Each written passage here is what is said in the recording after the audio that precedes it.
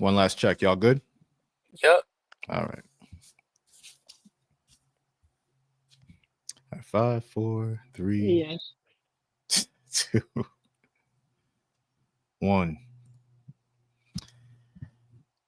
Oh man, quite the weekend. You know what I mean? Thanksgiving weekend is over and done with. You know, we had the holiday, of course, but you know, everyone gets up for Black Friday, Cyber Monday. You know what it is. The Recess Bell show is here on there's no thing for Tuesday. Call it a TRB Tuesday.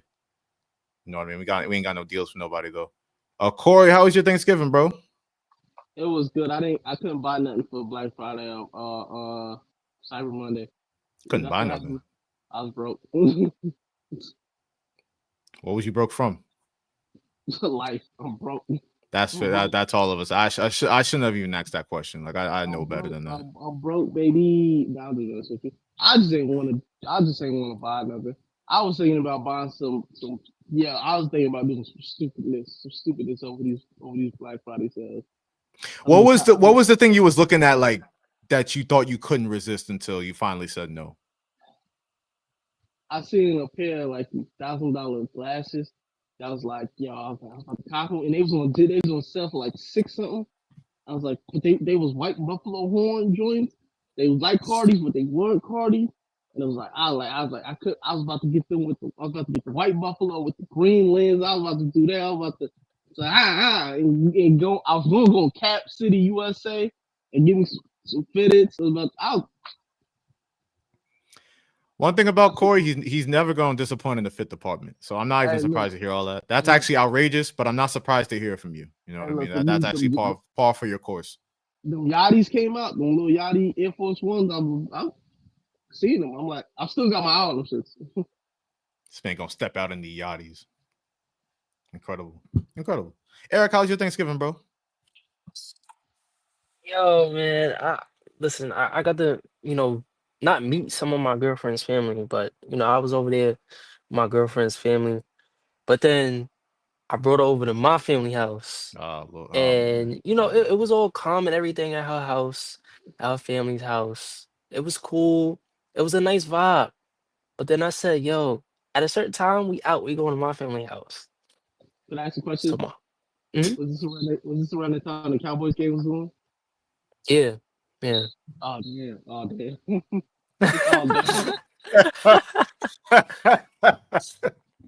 Yo, Kory can't wait to talk about that game. We gonna get to it. I do want to get to our best of the week. You know what I mean? Kory, I did want to start with you. Did you have any? What best are you going with? You going with like a parlay story? What are you rolling with? What are you rolling with to kick the show off? I'll go with my parlay story. So I had a hate parlay. I made a hate parlay basically. A hate parlay. Okay, so I usually make some parlays with like, yo, the whole design purpose is I'm betting on this team so that you can lose. And the team I needed to lose that I betted on was BYU because I wanted Colorado to get into the Big 12 championship game, and they played Houston. I'm thinking my my little mojo working and whatnot. Son, they win the fucking game, and I start looking at this ticket. Everything start hitting. Everything start hitting on this ticket. This ticket for like $500, right? Before you continue, let me just say that I think that proves that we all need a little hater in us. You know, sometimes when you hate, life works out. It's funny how that works. So it's hitting. This parlay's hitting. It's Sunday now. I'm like, okay, I need the Rams to win. I need Philly to win. I need Tampa to win, and I need the Bills to win. Right? I'm like, boom, Philly winning. I'm like, all right, I'm cool on that. Taysom Hill got injured, and then I'm like, all right, LA got that. Yo, R.I.P.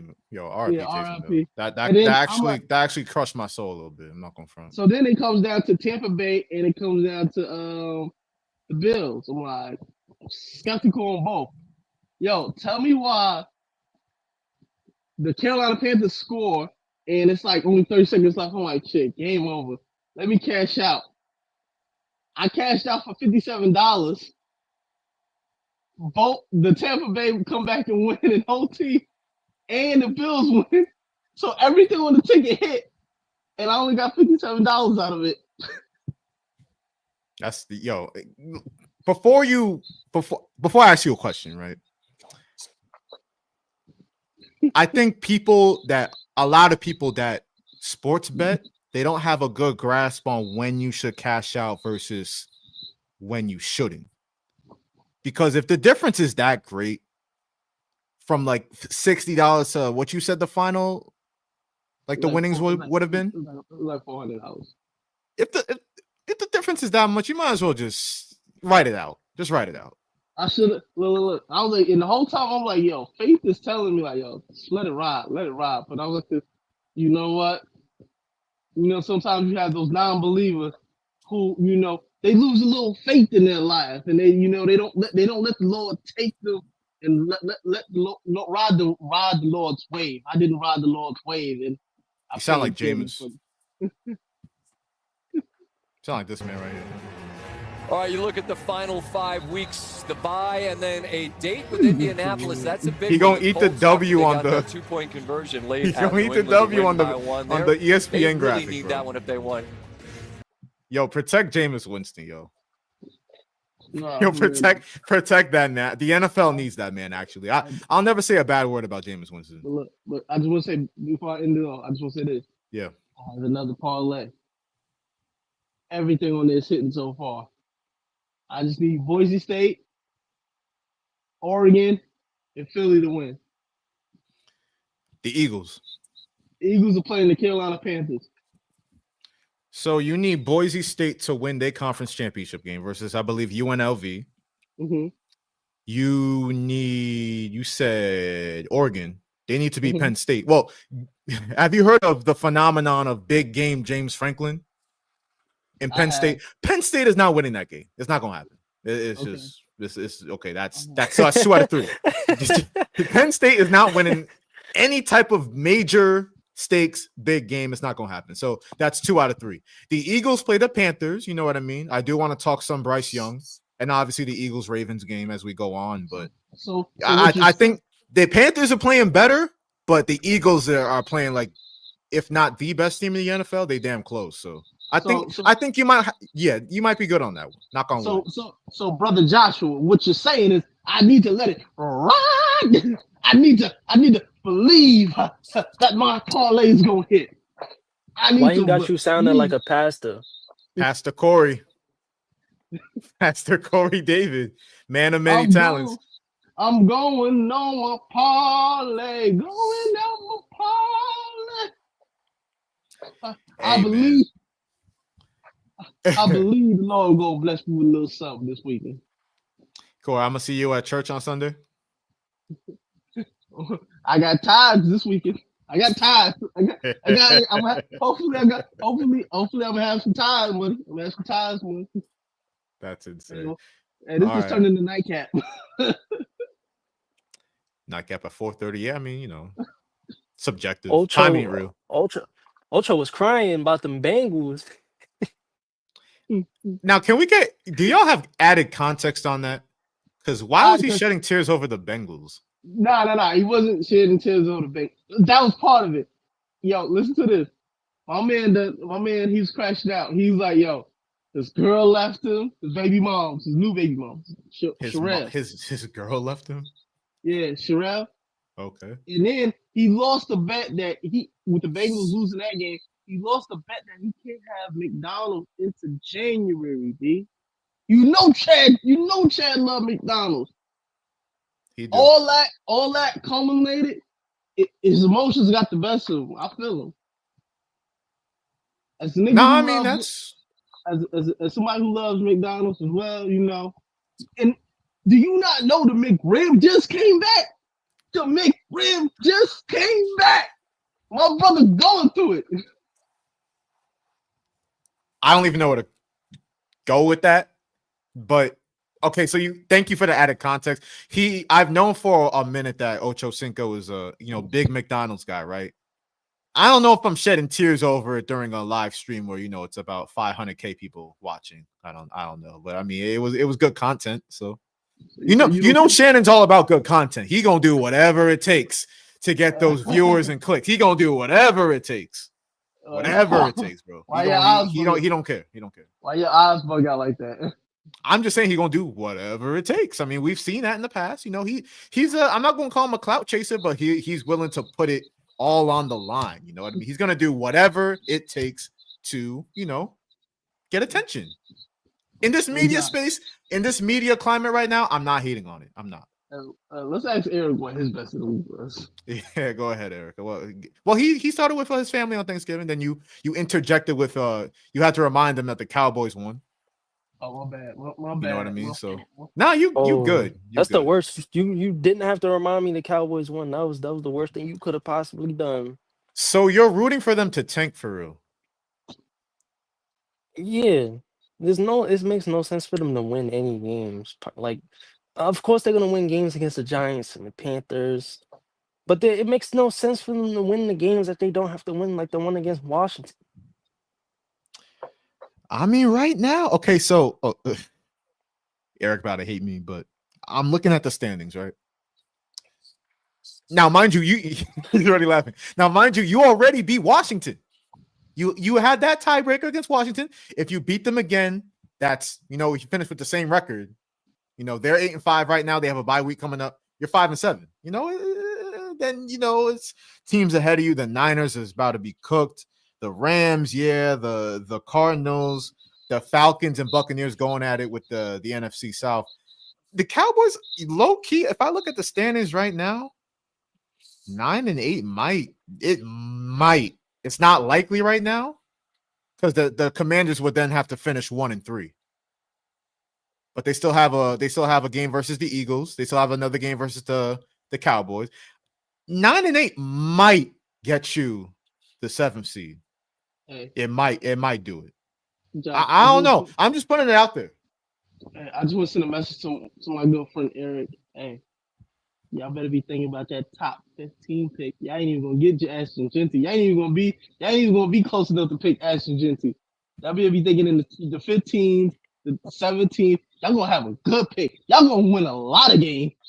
I'm talking about Cowboys gonna put BTA to mad teams this year.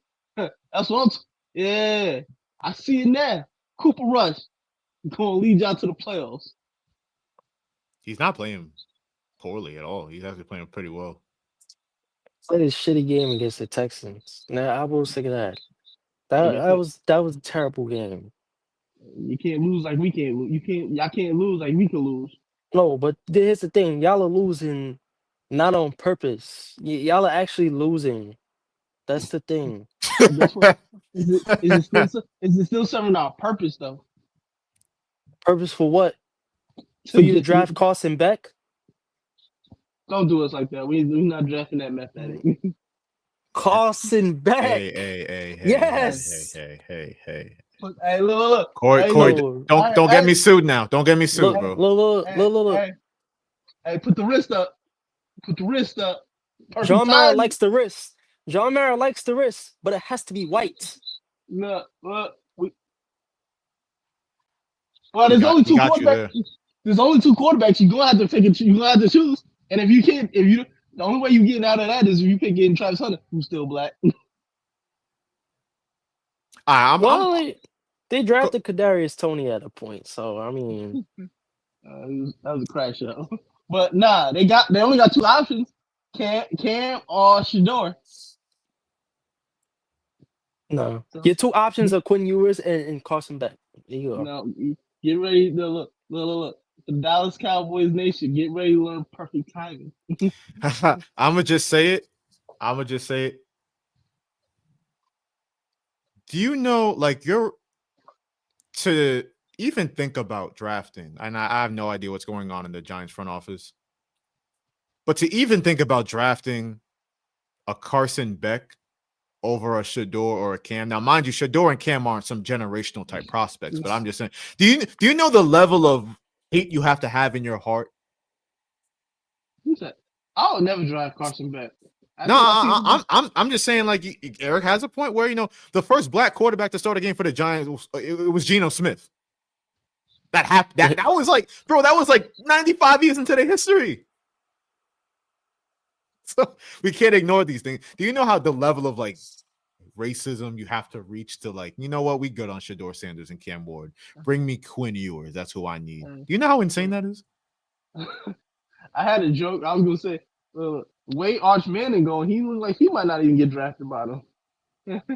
He got too much culture. Are you saying Arch Manning is invited to the cookout? At this point, he verging on to light skin status. He verging into. That's just my brother Arch right there. That's just my brother Arch right there. Brother Arch. Oh man, speaking of college football, bro. Speaking of college football, because we do have to get to just the madness. Because you think about Thanksgiving, right? It's family. All I heard on the Thanksgiving game broadcast was family, feasting, football. Then they had all the cute John Madden tributes. I was like, oh, this is all heartwarming. I'm like, oh, this is it's really warming my heart. So that's Thanksgiving. Fast forward to Saturday, it's rivalry week, so you have like the Iron Bowl. We had Eric's Crimson Tide going up against Auburn. You know what I mean? You had NC State, UNC. You had all the Eric's what? His Crimson Tide. Eric, you a Alabama fan? You didn't know that? No. Oh my God, you really are a bandwagoner. A bandwagon? Come on, are you serious? Eric, you want to run down your teams real quick, and then we'll push forward. Just because Kory opened Pandora's box.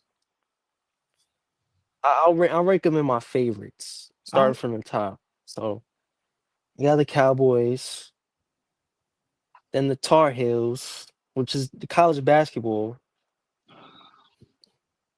Dodgers, Dodgers and Suns, they kind of flip flop. Oh, congratulations on the World Series title, bro. Yes. Oh, congratulations on Blake Snell too. Yes. Oh man, that's not when he started. Brother. Yo, the Dodgers are just putting baseball's biggest stars on a Klarna plan. They're getting stars on Afterpay. It don't make sense. Hey, Josh, we gonna find out this money laundering scheme that the Dodgers are into. There's some money laundering scheme over there going on. You got a money laundering scheme? That's what you think? Yeah. Something fishy going on over there. But when the Yankees did it, it was all good. Oh, what the fuck? The Yankees was spending crazy money. It was all good. I know. See out here. Never happened, man. Oh, now he doesn't. He's a poppy chulo now. He don't understand English. No hablo inglés. This is the thing. Like the thing I don't get. People they hear my favorite teams. They're like, "Oh, how you from New York and you don't like nobody from New York?" Well, who came up with the fan rule book and said you had to like all teams in New York? Can I curse? You gonna do it anyway, so just I will. Nigga, you from New York? What that mean? What that got to do with anything? Bro, you can have a little side team, but your base and your loyalty gotta rock with New York, man. Nah. Pitiful. I mean, it's not. I'm a New Orleans Saints fan. You know what I mean. So I can't really speak on this subject. But I everything else I do rep New York. I ain't going for no offense, Josh. You weird too. When I hear niggas like an out of town, like really like that's their main team, like out of town, like what's really wrong with you? All right, Kory, I wasn't even going to do this with you, but I'm not the one wearing the Eagles gear as a Giants fan. All right, so we can just move on, right? We can move on. No, because I didn't even want to take it here with you. I did not even want to take it here with you. There's a difference between fashion and who I root for, nigga. I don't root for the Eagles. Yeah. I don't root for the Eagles. So when I get a nice some nice green, green accent and sneakers, I'll pop out with a Paul Pierce jersey, and I'll be like, "Yo, Kory, put me on," saying that. I'm a Knicks fan, you know what I mean. I'm gonna wear it outside New York. Hold up. This is fashion. You don't understand fashion. Yeah, I'm gonna have my Paul Pierce Celtics jersey on, walking the streets of New York. That's what I'm gonna do. Since it's just fashion, bro. It's just fashion. Yeah, like, is it a rookie? Paul Pierce? All right, I'm not about to do this. He's going too far into it. A rookie Paul Pierce jersey would be fire. I can't lie. Well, good thing I was being sarcastic, bro. All right, listen. So we had all these fights going on. because, and again, flag planting was really started by Baker Mayfield at Oklahoma, right? That was really the major thing. And then I remember vividly, it was a primetime game. I believe it was Monday Night Football where Nick Bosa, a friend of the show, Nick Bosa, he taunted Baker after he beat the whatever team Baker was on at that point. That's a super cracker. That's one way to put it. But yeah, so flag planting is a major thing now. Let's start with Michigan, Ohio State, because I believe this is the broadcast call from Gus Johnson after the game where Michigan, just talk about just Ohio State wetting their pants, number one. But number two, Michigan wins. And Michigan's had a terrible season. Of course, this is their biggest win of the season by far. They're going to go over and celebrate it. So here's what it looked like on Fox after the game. Ohio State field, and the Buckeyes rushed right to them. And now there's some skirmishes going on the field.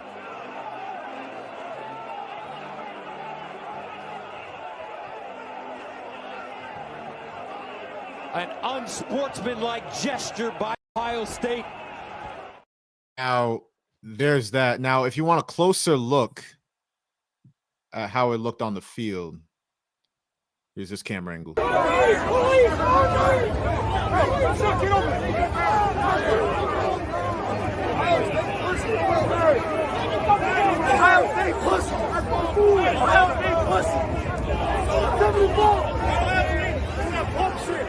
You guys are done after this game. We're good. Your season's over. We're good. We're good. Now, as a trash talk aficionado, right? I pay attention to who fires first and what the clapback sounds like. So that Michigan player said Ohio State pussy. Ohio State. He kept repeating that. You know what I mean? So if that's said to me, I'm not coming back with your season's over.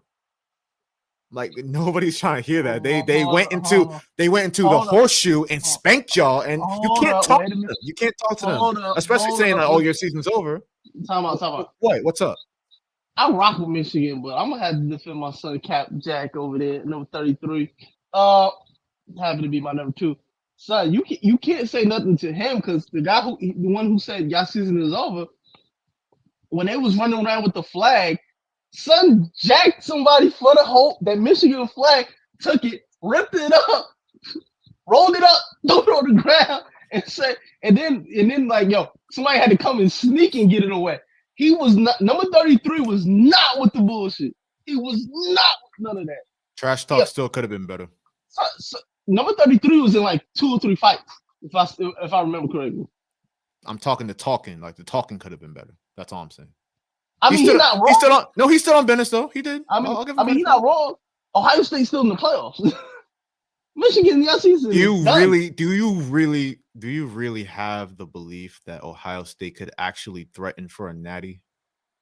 I mean, I ain't gonna front. The way they talking, Ryan Day's job is on the line, so rightfully so. He might get some shit shaking. Kory, so I know that when it comes to rivalries in sports, Ohio State, Michigan might be number 1. It might be numero uno. Out of all the great rivalries, Yankees, Red Sox, Lakers, Celtics, Ohio State, Michigan might be the one. So if you, as the head coach of the Buckeyes, Ryan Day, right? If you as a head coach go 0-4 against Michigan, and mind you, again, if you're coaching against Jim Harbaugh, that's fine, right? Great coach. Whether he was cheating or not, that's another discussion. But great coach. He obviously a better coach than Ryan Day. But you had, what was it, Sharon Moore, like in Michigan, who's had a terrible season relative to expectations. The defending champions have not even been a factor since week 2. Like, if you go 0-4 against that team, I'm never going to call for nobody's job, but I think there's certain criteria you have to meet as the Ohio State head coach. You can't lose 4 straight games versus Michigan. It can't happen. It can't happen. So he gonna get a shaking. He gonna get a shaking in his playoffs because he knows his job on the line. His job might. He's not gonna get. You know how I know he's not gonna get none shaking? Because when all that nonsense was happening on the field, He wasn't in the middle of things breaking it up. No, Ryan Day was he was off to the side just being a spectator. Yeah. That's what he was like this. You touch it off. He's like you touch it off. No, that's not no. That's a leader of men just gonna watch in the corner. Time out. I'm gonna give you a quick little story, right? After I graduated from Roosevelt, right? Roosevelt was in the LIC. They was playing against Sean Wading Rivers. I think Sean Wading Rivers. That year, one of their teammates had died, like earlier in the season. Like he collapsed on the field, right? Where are you going? I remember telling one of the young dudes on Roosevelt, yo, if y'all lose this game, I better walk out of here with something. If y'all don't walk out of here with the win, better walk away with something. And I like this. The young niggas who I said that to, right when they was doing, the handshake lines, he walked out of there with something. He got it shaking. And I was like this. Look. You ain't seen nobody from the stands do anything, but it was like this. We all knew what you had to do. We was on with this. Unfortunately, Ryan Day did not take that measure. But I will say to that point, I mean, let me just roll through some of the footage that we have of all these flag plant caused fights. You know what I mean? This one wasn't caused by a flag plant, but I did find it necessary to point out Bama and Auburn. Bama, huge game. They're ranked 13 in the country. The top 12 get into the college football playoff, so they had to win. You know what I mean? But this is what happened in that game in the Iron Bowl. The skirmish over behind the Auburn sideline. Devontae Smith at the center of it. And he's being led away by Xavier Brown. And now here they go again.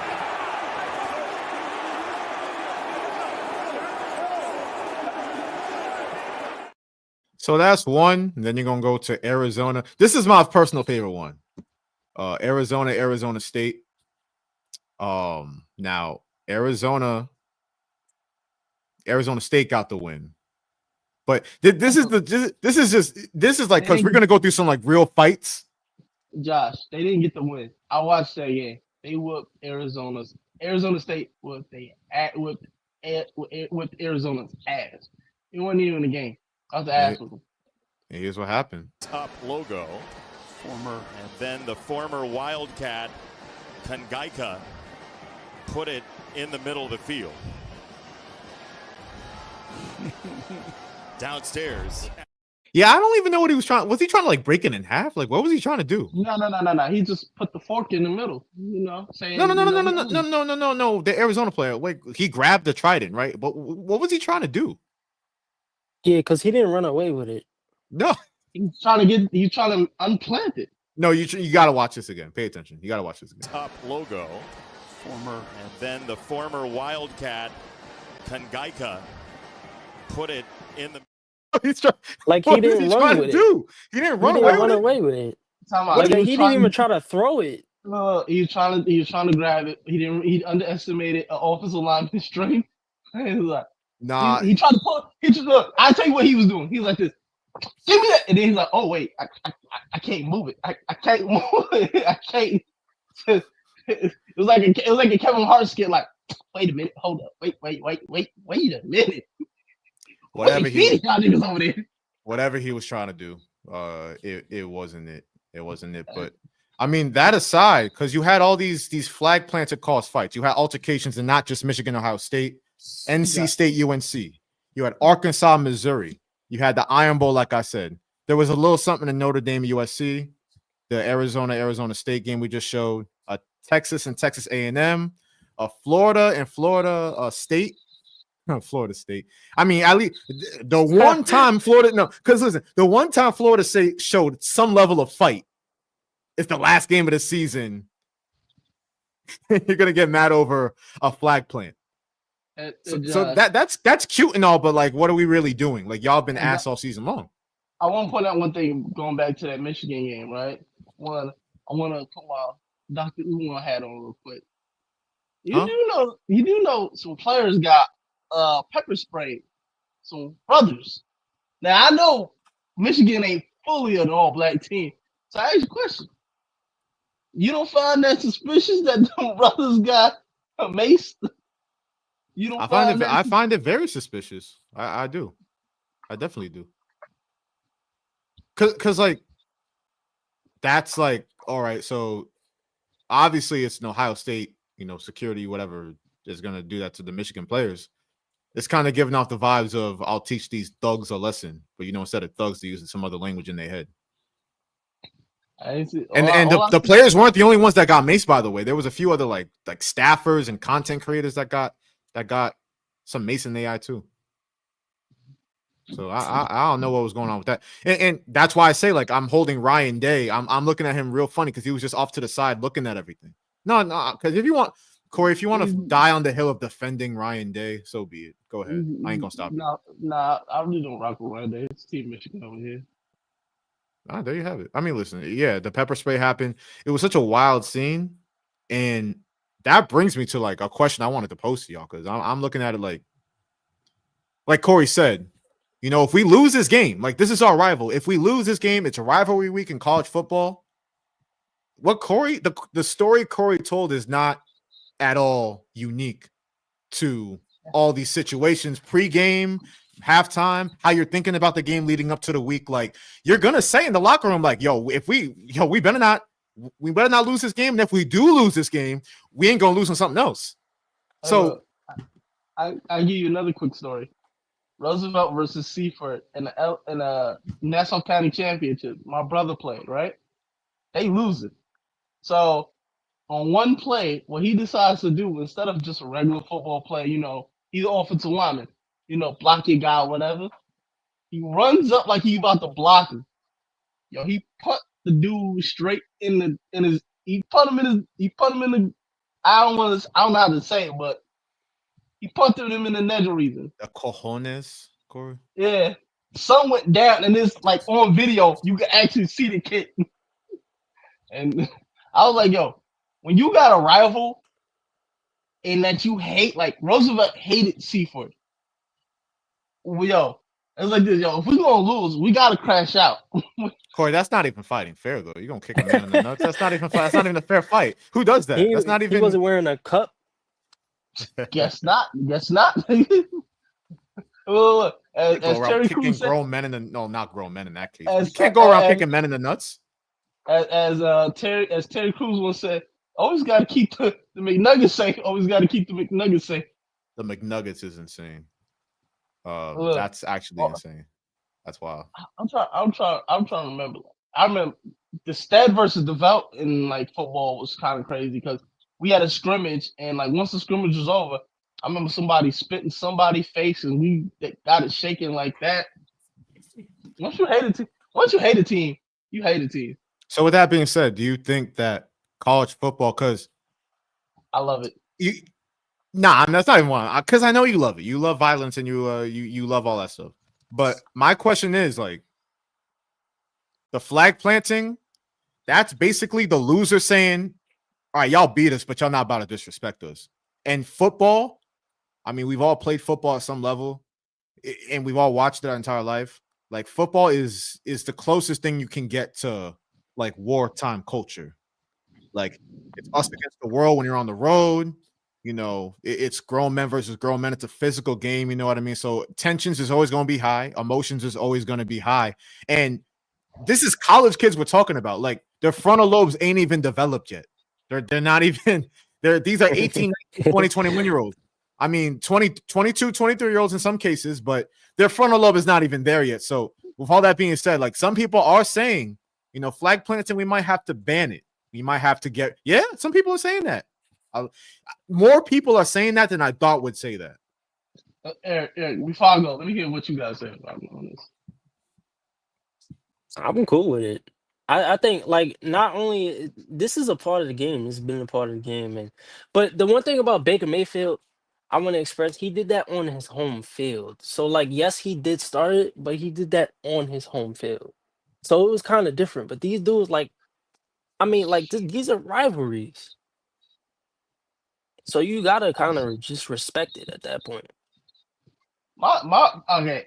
I hate to turn into Shannon Sharp for like a second, but how he explained it on Nightcap the other night was, you had 60 minutes or however long the game was to fight. Don't go all of a sudden once y'all got your asses whipped. Now you want to show some fight? Nah, take it like a man. You took that ass whipping like a man. Take this flag planting like a man. Ain't nobody wants. And as Michigan said, that happened to them early in the season. Somebody planted the flag in Michigan. They ain't do nothing about it. And it just comes down to like, are you gonna be? But then on the other side, on the flip side, to play devil advocate, you don't want to be known as somebody who just basically a bitch and let somebody just bitch you and put a flag in your stadium. I get both sides, but I'm like, at the end of the day, you had your time to fight. Scale of 1 to 10. Scale of 1 to 10. How disrespectful do you think flag planting is? 6. So you're basically saying take your L like a man. Like, yeah. I remember I seen Devin Bush, who's a linebacker for Michigan, a couple years back. I think they was playing Ohio State. He literally walked into the middle of their field. You know how there was a freshly pristine, clean field. He walked into the middle of the started walking. Either it was them or it was Michigan State. He started kicking up the middle of their field purposely for like 10, 15 minutes, making sure he messed up their logo. That's hate. That's football. That's rivalry week.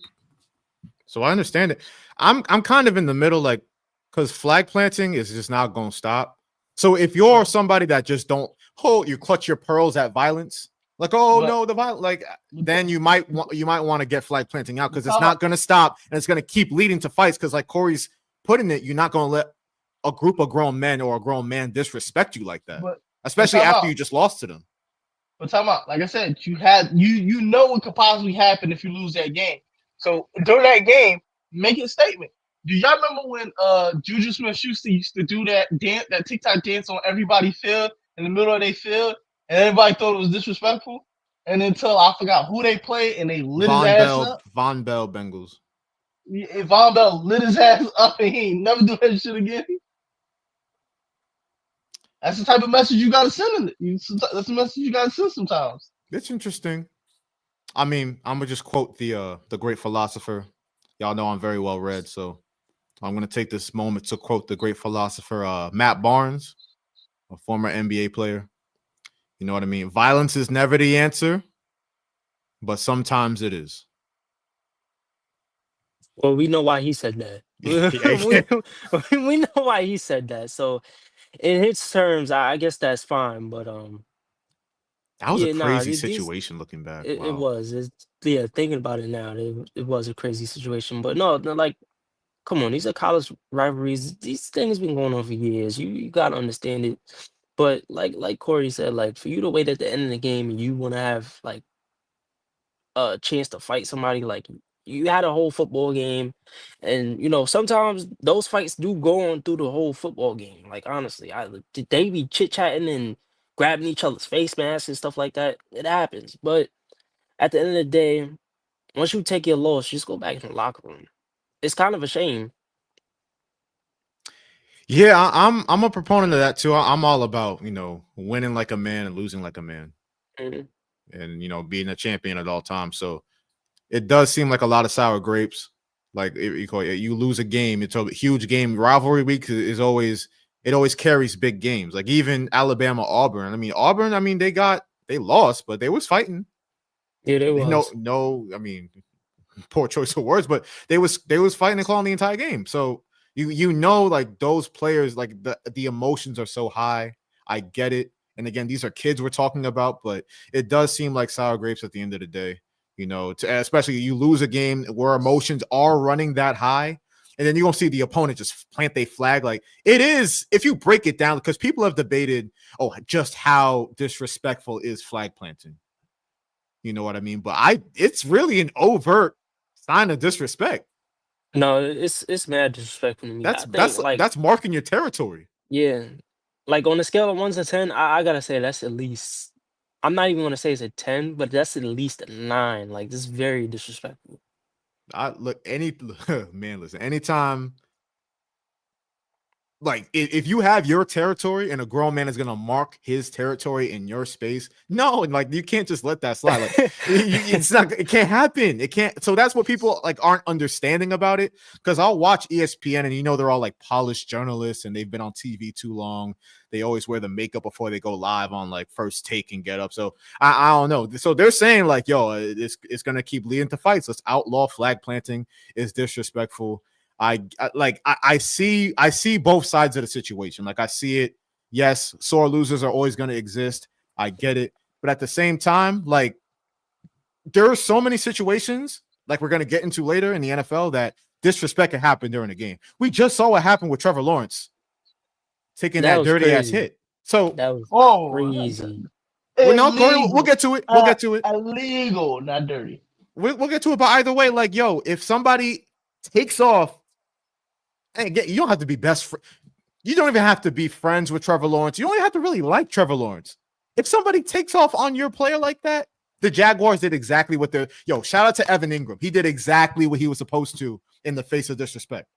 That wasn't a dirty hit, Kory. Y'all let me know when y'all want to get into that discussion. First off, let me know when y'all want to get in that discussion. He knows that was a dirty hit, though. First off, he apologized, but see, as soon as the hit happened, he's on his knees after the tackle, right? What does he do? He looks over to the ref and like, where's the flag? You know that's dirty, bro. And first off, this is the divisional game. You know stuff is going to happen like that. That's a dirty hit. Hey. He's not doing that to any other quarterback outside of the AFC South. Look, quarterback want to say safe, slide earlier. Blaming the victim, Kory. But this is the same dude that didn't respect the Saints bounty gate, right? Right. This is the same dude, right? Hold up. Well, if you look on Twitter, you go the supposed GOAT is saying the same exact thing. Tom Brady is in the defense of Azeez Al-Shaair. That's not my GOAT. That's so not his name. Time out. It's Azeez Al-Shaair, right? Azeez Al-Shaair. Azeez Al-Shaair. Check your notes before we go live, bro. Check your notes. But continue. But Azeez Al-Shaair. Tom Brady's in his defense. He's in the defense's corner. Like these quarterbacks, you know, they try to manipulate the rules sometimes.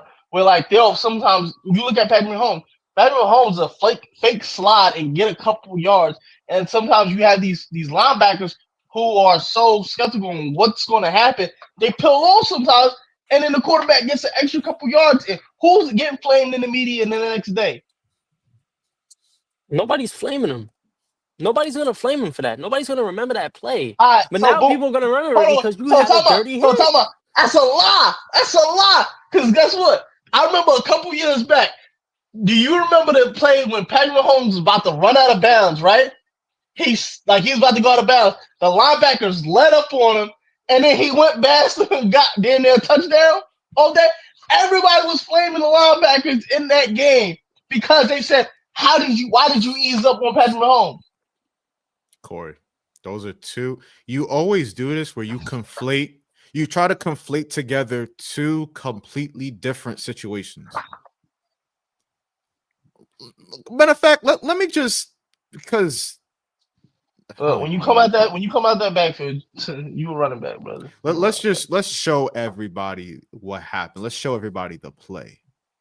We're gonna watch this play, and then I'll show you something else, and then I'll see if I can sway your opinion. It's clearly wrong. Let's let this ride. All of us at the hospital, those cleats represent so many special people. Oh, there's no doubt that Trevor represents them well. Oh my, that'll be Al-Shaair who's flagged for the big hit on the slide, and that's going to start a little bit of a scrum afterwards as the Jaguars come in to protect their QB.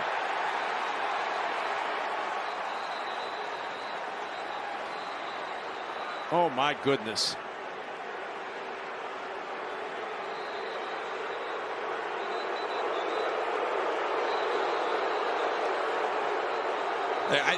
This deserves an ejection, in my opinion.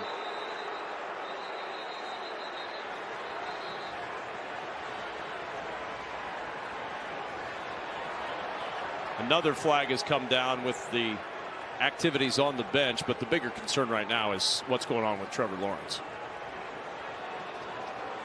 A brutal hit from Azeez Al-Shaair. It's everything you're not supposed to do. Everything. You'll see this in slow motion. And Azeez Al-Shaair. Kory, by the way, that's NFL or Pro Football Hall of Famer. Eric knows him. Daryl the Moose Johnson. Moose. That's who. That a Pro Football Hall of Famer who, mind you, was a fullback. He was a fullback. He is going head first, paws straight into defenders every play. He's telling you that's everything you don't do as a defender. Now, again, you can say, okay, going out of bounds, you want to make sure the quarterback's still in bounds. No, let me finish. You want to say the quarterback going out of bounds, that's fine. That's cool. Yo, there is a still shot of Lawrence, his knee down, just like 75% through his slide. And like what happened was Azeez Al-Shaair saw an opportunity. He saw a golden opportunity. He said he was probably, his like the devil on his shoulders, probably like licking his child. Yo, this man is right here. I can knock him out the game if I just spear him real quick. And that's what he did. He saw an opportunity and he took it. Head first. He led with the crown of his helmet. Yo, in big 2024. That is Vontaze perfect energy right there. That's exactly what that is. And by the way, tell me it's not. That's a fact. And before Kory even retorts, like, let me just show you right there. And then Brady talking. They have a whole compilation. Yes. I was about to say this. Hold on, let me start from the top. Kory, come on. We're gonna go with the chokehold right here. Right there. And then Brady talking to Brad. He's a dirty player. That's the chokehold. The chokehold on the go. Look at this. Oh my God. Come on. Wait for this one. Wait for this one. No flag was thrown on the play. They cannot create a foul. Yo, come on, man. Come on. CTE. Yo, that's a straight punch. That's not a bad punch for somebody wearing a helmet too, or on somebody wearing a helmet. That was actually pretty good. This one right here. Kory knows. Eric knows Tony Pollard. Yo, come on. No, hold on. It's a late hit. Hold on. Like, come on. Tell me that's not a late hit. He's way out of bounds. Look at the still shot right here. Yo, come on. Kory, if you're going to defend this, you might as well defend Bound and Gear Saints. Yeah, and we going to get to that too. Right here. Wait. Watch when the knee goes. Watch his helmet. Watch when the knee goes down, right? Knee went down, right? He's giving himself up. Look at him smile. You see the smile on his face? Right? You see that goes exactly to what I just said. He saw an opportunity, and look what he did with it. You raise the forearm, you go to the head. Oh, come on.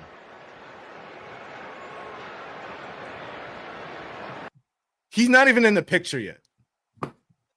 Okay, I'll go against what I said here. He didn't go helmet first, but he did put Lawrence's head into the turf, and his head was hit very hard. Tell me when you want me to retort.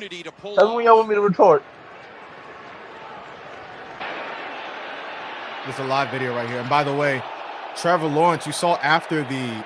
Look at his teammate in the corner. Like, look at his teammate in the bottom right corner. Even C.J. Stroud, his quarterback, said that was a dirty play. He'll learn from it. That's what C.J. Stroud said, his teammate. No, he said it was unnecessary. He didn't say it was a dirty hit. He said it was an unfortunate hit. It was unfortunate. Don't mix it. No, that's what you do as an esteemed defense attorney. You play wordplay. That's what you do. But I'm not surprised to hear you say that. But please go and defend your client. Please try to defend your client after all the evidence I just presented. Please try. Give it an attempt. For one, I'm gonna just say first off, still shots in slow motion don't mean shit in an instant second reaction. Like you have like a literal instant. Like, okay, is he going slide? Is he not? By the time he goes, he's already full throttle. Like, I'm going to make this tackle. So, boom, miss me with that. And the fact that you say he's a dirty player. Do you know before the suspension happened today, he was never suspended? Kory. So on the week 2 Sunday Night Football game, Bears at Texans, right? You saw Azeez Al-Shaair sucker punch Rashawn Johnson on the sideline. They didn't even throw a flag. If they would have thrown a flag, they would have looked at it and seen that they would have thrown him out real. They didn't throw a flag, so they couldn't do anything. Okay, I seen somebody punch somebody in the Notre Dame game just this Saturday. Is that guy a dirty player? He put Tom Brady in the chokehold. Why? I've seen. You seen what? Why he put? I've seen Aaron Donald literally choking people. Don't you? Oh my God! Don't you? Are you saying Aaron Donald? Are you saying Aaron Donald's a dirty player? I've seen Aaron Donald literally be like, "I'm putting my helmet on. I'm going out to another player, and I'm putting my hands on him." Is he a dirty player? Yes or no? Hey man, if I say yes, I don't want no problem. I don't want no problem with Aaron Donald. Listen. Don't do that. I don't want no problem with Aaron Donald. Yo, you naming all these other players. What does this have to do with Azeez Al-Shaair? Exactly. Y'all acting like the man is going like grabbing somebody's ankle, twisting it, or doing some real dirty, or put somebody in a Kimura armbar. So what's your argument? What's your argument? Is he a dirty player or not? No. Was that a dirty play or not? Was that a dirty play or not? No, it was an unfortunate play. And what I would hope for, what I would hope for, is what Rex Ryan and a lot of people are saying. Rex Ryan. One. The QB slide, I don't know why you teach a QB to slide, because 9 times out of 10, those plays are going to happen. This is not the first time that play has happened. I've seen multiple linebackers do that exact same play, and it's unfortunate. It's happened a lot of times. You remember when Kiko Alonso did it to Joe Flacco? I remember when Teddy Bridgewater, that happened to him multiple times. I'm like, that the slide, for the most part, if you really can't do it like that, if you do it too late, you're going to probably get hit. And 9 out of 10, you don't call most of those hits that has happened, like the one to Joe Flacco, you don't call Kiko Alonso a dirty play. You don't call I forgot the defensive back name that did it to Teddy Bridgewater. How do you know who I call a dirty player and who not? How do you know? But listen. But I think when I say a lot of linebackers you don't want a linebacker who's gunshot, because if these quarterbacks are out here, faking slides and doing all that other stuff, because I've seen plays where Patrick Mahomes is in an open, not going to the sideline. I'm not talking about going to the sideline. I'm talking about in an open field, and he's tricking linebackers, thinking he's about to slide, like he's about to look like he's about to go into that sliding motion, and then he keeps running. So what do you do with it? Should that, because I've seen people who suggested if a quarterback fakes a slide, that should be a 15-yard penalty. It should be the same as grounding. So it's Trevor Lawrence's fault. Huh? So it's Trevor Lawrence's fault. Look, once you get out of that pocket, you got to keep your head on the swivel. And I would have slid earlier. I would have slid a little earlier. You tried to get that little extra yardage. It came with some consequences. So I'm sorry. So because Trevor Lawrence slid late, that warranted Azeez Al-Shaair to spear him with his shoulder and give him a concussion. His forearm. Look. Again with the wordplay. When you in that field, please don't run up on me. You might get.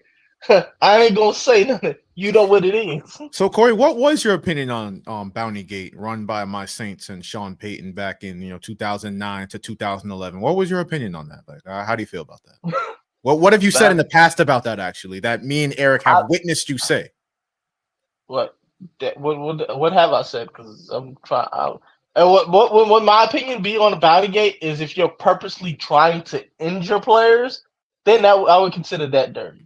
If your intent is to purposely knock a player, player out. No. Kory, come on, bro. You can't judge. You can't judge Azeez Al-Shaair is intent. Kory, I showed you a screen grab of that man smiling when Trevor Lawrence's knee was already down. There was 3 yards of space between them. Oh, brother. So that's not that's not trying to purposely injure somebody. No. How is it not? How is it not? You caught a screenshot of somebody just like that could be any different emotion. I remember seeing Derrick Henry running down and his eyes wide open and smile. You're not going to get me on this. When I saw the play happen live, I watched the play happen live. I immediately tweeted, suspend him. That's an indefinite suspension. I said I didn't even see a replay. I didn't even see. Yes, you said it. That should have been a 1-game suspension. Well, it's 3 games, and it's 3 games, and it's bullshit. You know why? Because they saw the same sequences of events I showed you. Do you not understand the hypocrisy of it? That's a man with no prior suspensions before today. So them enacting 3, and I'll see Kareem Jackson. No. Kareem Jackson last year knocked out multiple players, and before he even suffered a suspension, he got multiple fines. And I'm talking about helmet to helmet. If you look at some of the hits that Kareem Jackson did last year, you would. Like I said, when they drew the flag on that Sunday Night Football game versus the Bears, where he punched somebody on the sideline, they didn't throw a flag, but he got fined for it. And this is such a faulty argument because, like when Draymond Green kicked Steven Adams in the nuts, even though he was never suspended before. Oh, would you call Draymond Green a dirty player after witnessing that? He kicked a grown man in the nuts during a playoff game. So, because of a punch, you say he's dirty? Because of a punch, a chokehold, a late-ass hit 3 yards out of bounds on Tony Pollard, and that, yes, I think he's a dirty player. There's if it's a one-time thing, I can't speak to your character. If it's 4 different examples, then maybe I can start to deduce some things. That's all I'm saying. I think the suspension is a valid one, to be honest with you. The suspension is not a valid one, and it's very hypocritical. It's very hypocritical of the league, and especially I believe it's John Runyon who's in charge of handing out that suspension. He had a very pointed comment about Al-Shaair too. Yeah, but I can pull it up. I'll find it. But you know what I can pull up of John Runyon? I can pull a video of him launching his helmet. And I'm talking about the crowd into defensive linemen. You know, like when it's a pile. His video of him literally launching himself into a pile recklessly, and he's not a dirty player. Michael Strahan himself says John Runyon was a dirty player. Kory, I love this thing that you do when you try to absolve somebody of their actions by just bringing up 20 other examples of somebody doing a similar thing. Like that actually excuses somebody in their wrongdoing. No, that exposes the hypocrisy, sir. No, because you cannot argue with me and have 3 different arguments. What's your argument? Kory, what's your argument? Is he a dirty player? Is he not a dirty player? Or is it the hypocrisy of the NFL? He's not a dirty player. So why are you talking about hypocrisy? So the hypocrisy you're bringing up doesn't even matter. Yes, it does, because the same thing you're trying to accuse him of, you have been accused of the exact same thing. John Runyon is the NFL vice president of football operations. He said, quote, speaking about Al-Shaair, your lack of sportsmanship and respect for the game of football and all those who play, coach, and enjoy watching it is troubling and does not reflect the core values of the NFL. So I can understand if he was doing some of the stuff that Ndamukong Suh was doing. If you asked me, was Ndamukong Suh a dirty player? I would agree, yes. Azeez Al-Shaair is nothing like Ndamukong Suh. I'm glad you feel that way, bro. I ain't going to debate you on that. I don't want no problems. I don't want no problems with Ndamukong Suh either. So I'm just saying. I'm like when I look at a dirty player, that's what I think of as a dirty player. All right, well, we'll agree to disagree on that. Even though, I mean, the way Kory argues is like, yo. No, because you see how I stop after a certain point, right? Yeah, I get you. You're right about that. If you gonna come with it, bring facts. None of you niggas have facts. I brought you videos. I brought you all that. I showed you the Evidence. I taught you the slow down videos. I showed you the screen grab, and I showed you the live video in action. You showed me the slow down videos, and I told you that doesn't mean shit I showed you the live video too. In an actual game, that doesn't mean shit because guess what? That play happened in an instant. So in an instant, I gotta think about, is this guy going down or is he staying up for the run? No, I'm going at you. What the fuck are you talking about? Well, Kory, one person on earth agrees with you. And no, there's a bunch. No, it's one that I can think of, or one that I know of. I've seen Richard Sherman. I've seen Ryan Fitzpatrick. See Richard Sherman, Ryan Fitzpatrick, Tom Brady. That's 3 off the back right now. Well, another you can add a 4th. It's D'Amico Ryans, his head coach. Here's what he had to say about that play. Anything from the league office regarding a possible suspension from Azeez, and do you have anything to add on that? No, with the entire Azeez, situation, we stand behind Azeez and everything, that came from that. Of course, he unfortunately hit on the quarterback, but it's also it's twofold, right? I mean, a lot of the quarterbacks in this day and age, they try to take advantage of the rule where they slide late and they try to get an extra yard. And you're a defender, a lot of onus is on the defender, right? Whether it's on the sideline or where it's on the quarterback, you don't know what a guy is thinking. You don't know if a guy's standing up and he's continuing to run. You don't know. And then you get a late slide and you hit the guy. Unfortunate that Trevor got hurt. We hope Trevor is okay, but it's also, if we're sliding, we have to get down. If we're getting out of bounds, we get out of bounds. And that rule is there to protect the quarterbacks, and we want our quarterback.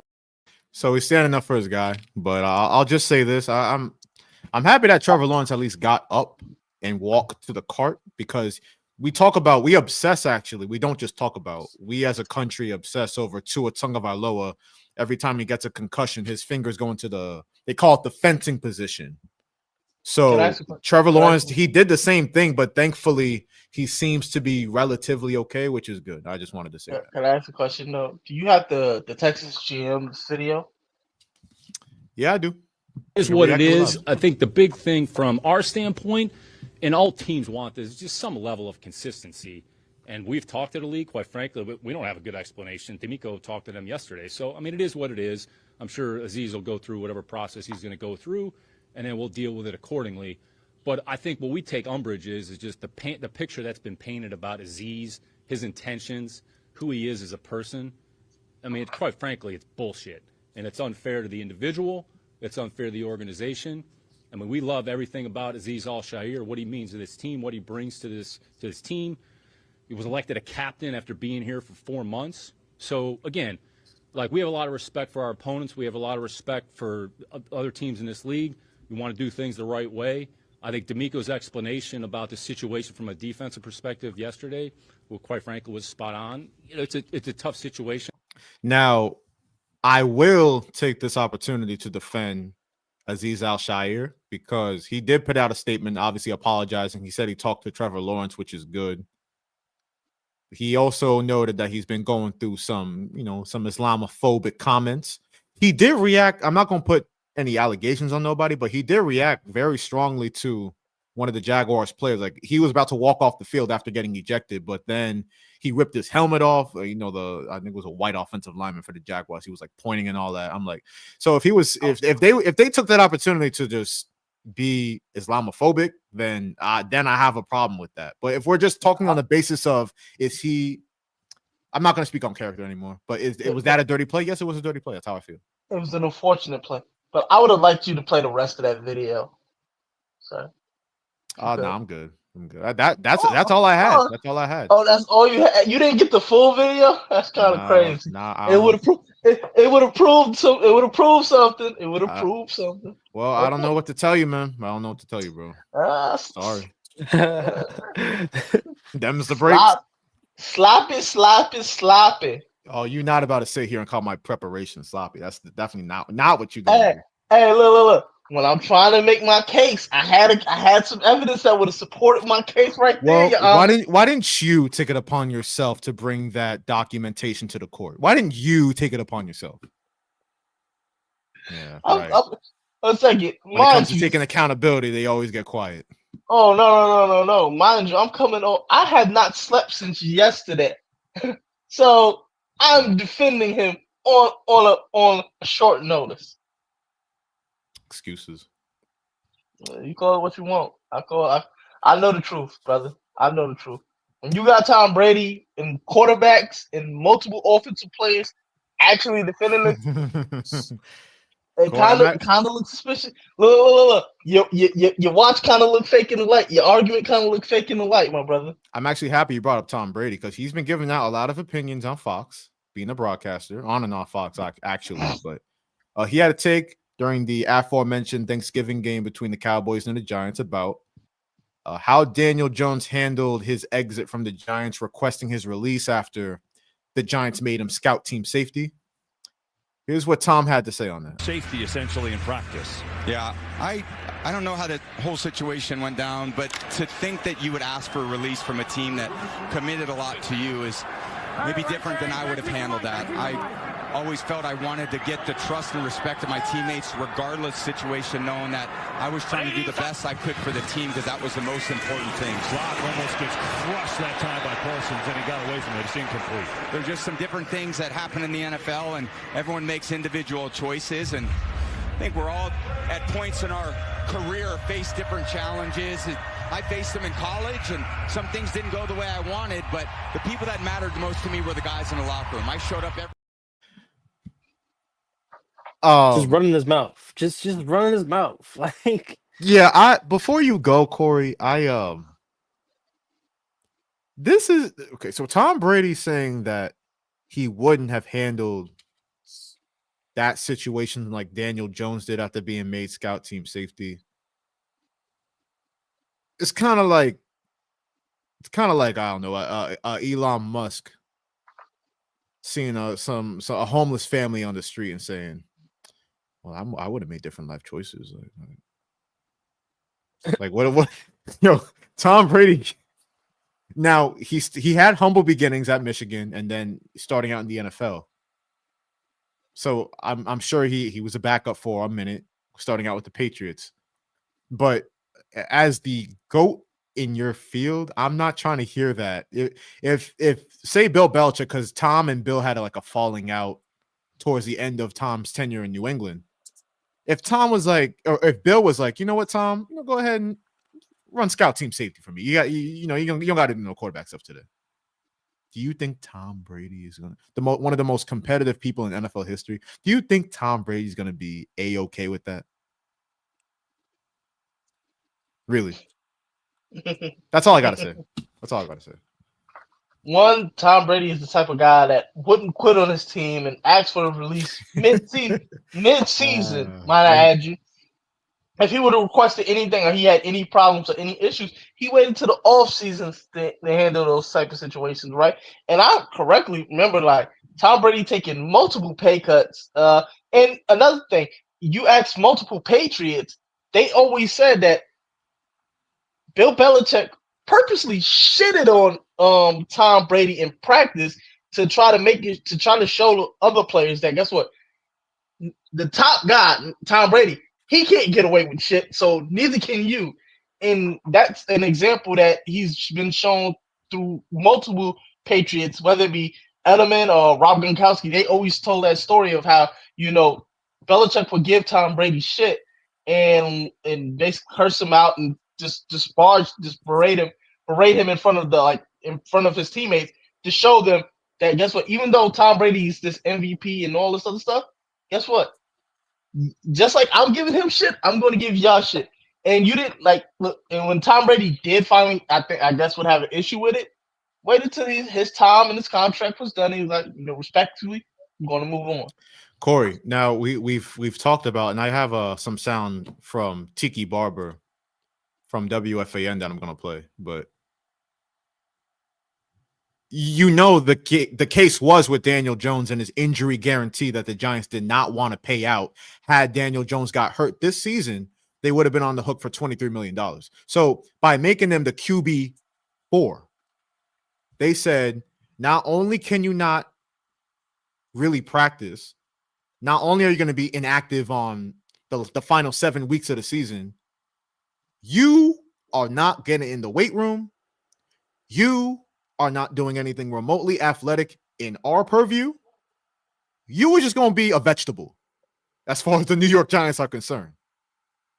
I think I'm sorry. I'm like I I'm not the biggest fan of Daniel Jones. I want a playoff game for y'all.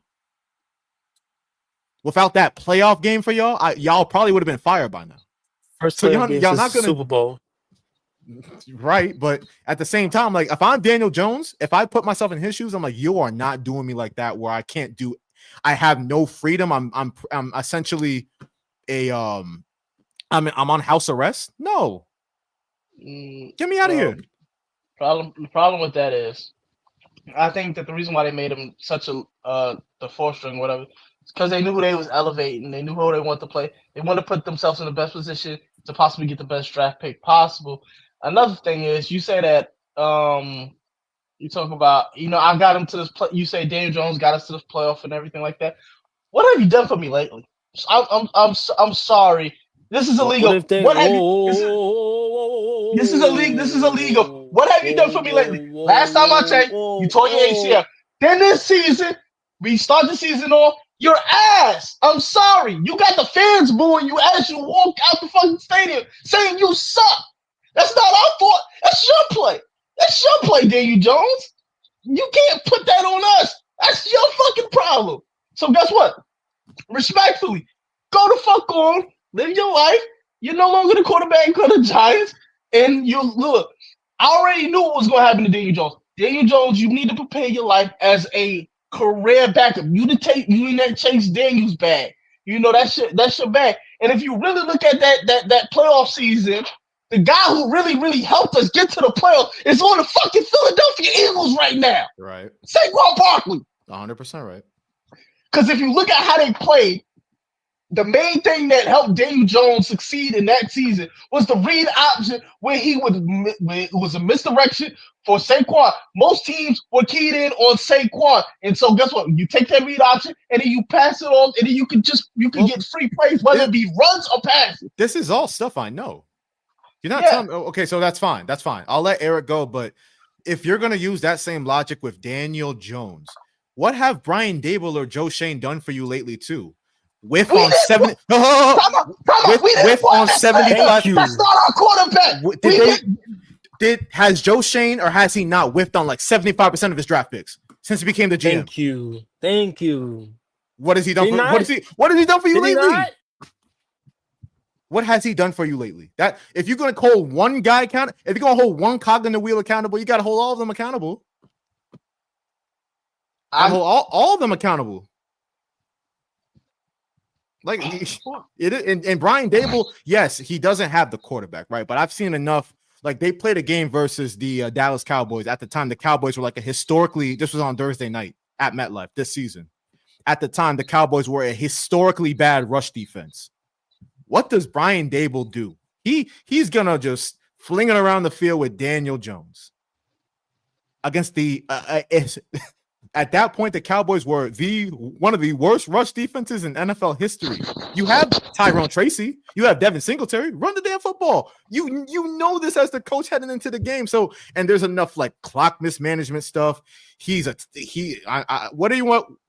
Whatever you want to say about Daniel Jones is like a quarterback, and when he has Saquon Barkley, I mean, Daniel Jones isn't the worst red zone weapon to have. He can run the football. The Giants are one of the worst red zone scoring teams I've seen in my life. That's coaching. That's coaching. The quarterback can get you up and down the field, but in between the 20s, that's coaching. You got to make the right play calls. What has Brian Dable done for you if Daniel Jones ain't done nothing for you? That's all I'm saying. I'm going to tell you right now, they got 1 year as well. After this season, they draft whoever they want to draft, right? They got that season, and that's it. Why have they earned the right, or how have they earned the right to do that, considering what you've seen? Because guess what? That wasn't their guy. Daniel Jones was not their guy. That was the old regime guy. But they signed him back. They gave him $140 million. You have to come to an agreement for that. Yeah, that was a mistake. Everybody knows that mistake. Did I not call that a fluke? As a Giants fan, I called that a fluke. I knew he wasn't going to be able to build upon that. That's why I didn't want to give him the money. I would have much preferred you give Saquon the money. Yeah, even Stevie Wonder could have seen that. But then I'm like this. Like I said, they got this. Look, after they draft whoever they draft, that's the last. That's it for them. If they can't succeed or they can't have a decent record, fuck them. Fire Dable and Shane.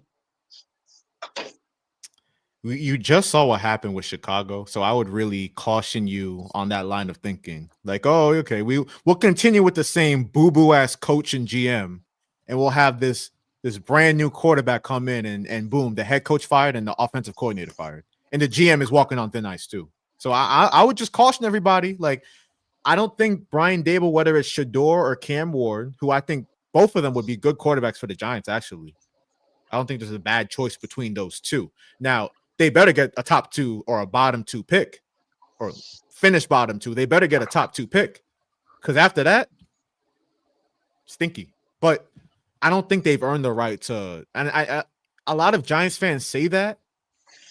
Like, oh, yeah, they haven't had their quarterback. They haven't handpicked their quarterback. That's fine. But what else have they done that proves to you that they would actually not just, number one, pick the right guy, but number two, not ruin his progression in the process? That's all I'm saying. That's all I'm saying. Look, points were made, which are just your argument. I would just say this. Look, I'll say once you get your guy, because it's like with how they had. Because remember, I believe Daboll was the head. He was on the coaching staff of the Buffalo Bills, right? So he's seen that firsthand. That once you get your quarterback, mind you, once they got Josh Allen, it wasn't like all roses. Then you had to build around him.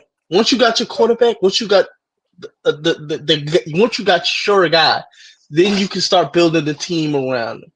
You can start building that squad. We'll move on, but I mean, the Giants is not just the quarterback that's their problem. They don't have, the offensive line started okay, but I mean, they're not really worth a damn, as we're all seeing. The defensive line, Kayvon Thibodeau. I mean, we talk about Evan Neal, that 2022 draft that was supposed to be, and that's why I say Joe Shane, like Evan Neal and Kayvon Thibodeau were 2 top 10 picks that really haven't done anything. And then when you talk about the secondary, it was bad even with Xavier McKinney, who's having an all-pro season for Green Bay. They don't have a single starting caliber cornerback. They don't have a single starting caliber, a safety. Who in their secondary? It's all cuisines in their secondary, is all I'm saying. So we'll keep it pushing. But yeah, the Giants, they gotta, if John Mara is like, yeah, Dable and Shane haven't, they haven't had a fair shot, I would question him on that. Let's race through some of this stuff because turn that back up. Yeah. I did want to play that Tiki Barber sound. So he was on Evan and Tiki and WFBN. Here's what he had to say about the Tom Brady comments about Daniel Jones. Because he doesn't do production meetings. Because if you're in a production meeting, he doesn't do production meetings. Is that because he's the owner of the Las Vegas Raiders? If you have any kind of conversation with anybody on the Giants, you are not saying that. I honestly don't think you're saying it that way. Yeah, I mean, he's not wrong about that. Tom Brady don't even do production meetings, so what do you know about the makeup of the New York Giants? That's what I would say about that too. But yeah, let's roll through some of the NFL outcomes from week 13. Can I just say something about that? Yeah, you're gonna say it anyway. Tom, when he says something like that, Tom Brady comes from, I don't know, winning culture. He wouldn't quit on his team. You know who would quit on his team before they get to the Super Bowl? I don't know. Who would quit on a marriage? Who would quit on a marriage as well? Oh, you bringing the personals into it. Talk about Tiki got something in common with Daniel. They like to quit on They like to quit on things. I noticed that. Tom Brady quit on his marriage too. I mean, left the kids at home, went back to play football. Time out. That just shows you what he was committed to. He was committed to something. He didn't want to quit football. All right, that's okay. I'll just look. That's a special type of mental gymnastics. Time out. He played till he couldn't play no more. He sure did, and he lost his family in the process. Yeah. So, Kory, you was talking about the AFC North the last stream we did. The Ravens lost to the Eagles. Now, we do have some reaction from Zay Flowers on the sideline. At a certain point, he was very frustrated. Matter of fact, I don't have it up. So we'll let that slide. But, yeah, I mean, showing up Lamar Jackson. But either way, the Ravens, and Nick Sirianni said it in the postgame. Because a reporter asked him, you know, how did it feel to match the Ravens' physicality? And Nick Sirianni was like, they had to match our physicality. What are you talking about? So I don't know, man. The Ravens 8-5 heading into the bye week. The Steelers, though, what'd I tell you? What'd I tell you? I mean, listen, you can go with the narratives and Russell Wilson, all that, but what did I tell you? I'm impressed. Hey, I'm impressed by the Steelers. I'm impressed. They run the ball. They play good defense. No, they play good defense. All Russell Wilson has to do is play it. That's what the GOAT quarterback Mahomes is doing in Kansas City. All he's doing is managing. I ain't gonna forget. Patrick is on cruise control right now. But yeah, you're right. All you gotta do is you gotta just coast it. You gotta coast it. Because they got, I like the little package. I like the little package they got with Justin Fields. You know, he come in, he'll do the little read option joint. You know, get you. He didn't take some hit almost. I'm not gonna give Russ too much credit though, because the Bengals' defense is the worst I've ever seen, maybe. And I watched like 5 years of the Saints defense post Bountygate being disgusting. You know that the AFC North is having hard knocks like for the rest of the season, so it premieres tonight. Yeah, I did see that. Yeah, we're gonna find out some things. We're talking about. If you said there's a video of Zay Flowers showing up Lamar. Yeah, I thought I had it in my. Could you give me like a description of that? Could you give me a description of that? So it was an incomplete pass. Lamar Jackson doing incompletion. Zay Flowers beat his man. He was open. He was complaining on the sideline, kind of like hitting his helmet, screaming on the sideline that he didn't get the ball there. But I mean, Zay Flowers is, as I'm sure you know, Kory, he's dropped passes. He's ran the wrong routes. He's not an innocent party when it comes to the Ravens passing game. You should not be talking. And then if I'm Lamar Jackson, I'll be like this respectfully. I'm fighting for my fucking life back here. You cannot say anything to me. Was it Daniel Follow? I forgot the right tackle's name. But I got these. I don't want to say something that's gonna get me in trouble. But I got these special people guarding me, and they can't guard a 7-Eleven to save their life, and they expect me to to make sure that I gotta know that TJ Watt coming around the edge, and I gotta get you to if I'm Lamar Jackson at a certain point, you gotta have that Mike Vick mindset. Well, guess what? If you're not open in the first 3 seconds, I'm running. I'm running. Kory, I know I mess with you about the Ravens, but they're going to be all right because, they have the best medicine a football team could get. They have the New York Giants after the bye week. Whew, so you have the bye week and then you have the Giants? Whew, they're going to be all right. They're going to be all right. Wait, you said the Ravens? The Ravens, yeah. That's what. One step closer to number one step closer to number one, baby. Yeah, Kory's focused on that tank. Eric's like, I wouldn't say that because the only NFC team that's beaten Lamar Jackson was the Giants. That's a crazy trivia question, by the way. That's actually insane. The one NFC team. Don't do that shit. Don't do that. Ravens. You're not gonna fuck up. You're not gonna fuck up our tank. Don't wish that evil on us. Just cause y'all don't know how to lose. Kory, how about Anthony Richardson? Oh, he bounced back. My son bounced back. Look at this. I'm gonna play the entire game-winning drive right here. If it loads up, I don't know if y'all see it. I see it. Yeah, you see it. But it ain't playing. It ain't playing. It's not playing. But this man, let me just tell you what he did. Oh, there we go. Let's just watch this. This man got benched for 50-year-old Joe Flacco. Yes, I know Joe Flacco's not actually 50. But that's a penalty. That's a flag. That's a flag. Yup. Yo, I hate this ref, by the way. I just don't like his energy. Sidearm delivery from Richardson. But he drove him all the way down. Kory, this is a 90-yard drive. Richardson around the edge. Richardson trying to pick for Taylor. And you talk about quitting, like, look at that throw. For people that don't say he has accuracy, that's a dime with the game on the line, 4th and goal, 12 seconds left, and then he gonna hit the 2-point conversion with a little quarterback dive. That's I'm buying Anthony Richardson stock again because he could have did what Jameis Winston did last night. Time out. He you know who I'll always compare him to? He's just a smaller version of Cam Newton. Like, he's baby Cam, where I would use him like a semi-running back / quarterback kind of in that same elk. The only problem that he has is next time you talk to me, just lie. Just lie. They be like, "Were you tired?" Just lie. Because when you actually look at it, he actually had a valid excuse. But just give me a second. Oh, man. All right, Kory. All right. Shucks, whatever will we do? Man, last night, the Cleveland Browns, we all saw it. Like you said, Eric, Jameis Winston. This is a crazy stat line. This is a peak Jameis stat line right here. Well, what's up? Nah, like we started talking about like parlays earlier, I guess. And I had a parlay. I took a live parlay because it was a crapshoot. They was just straight giving them offensive yards on both sides. And I had a parlay with David Njoku, and everything else hit, right? So the last drive comes up, Jameis throws a pick. Okay, good thing it was a pick 6 because they get the ball back. Great.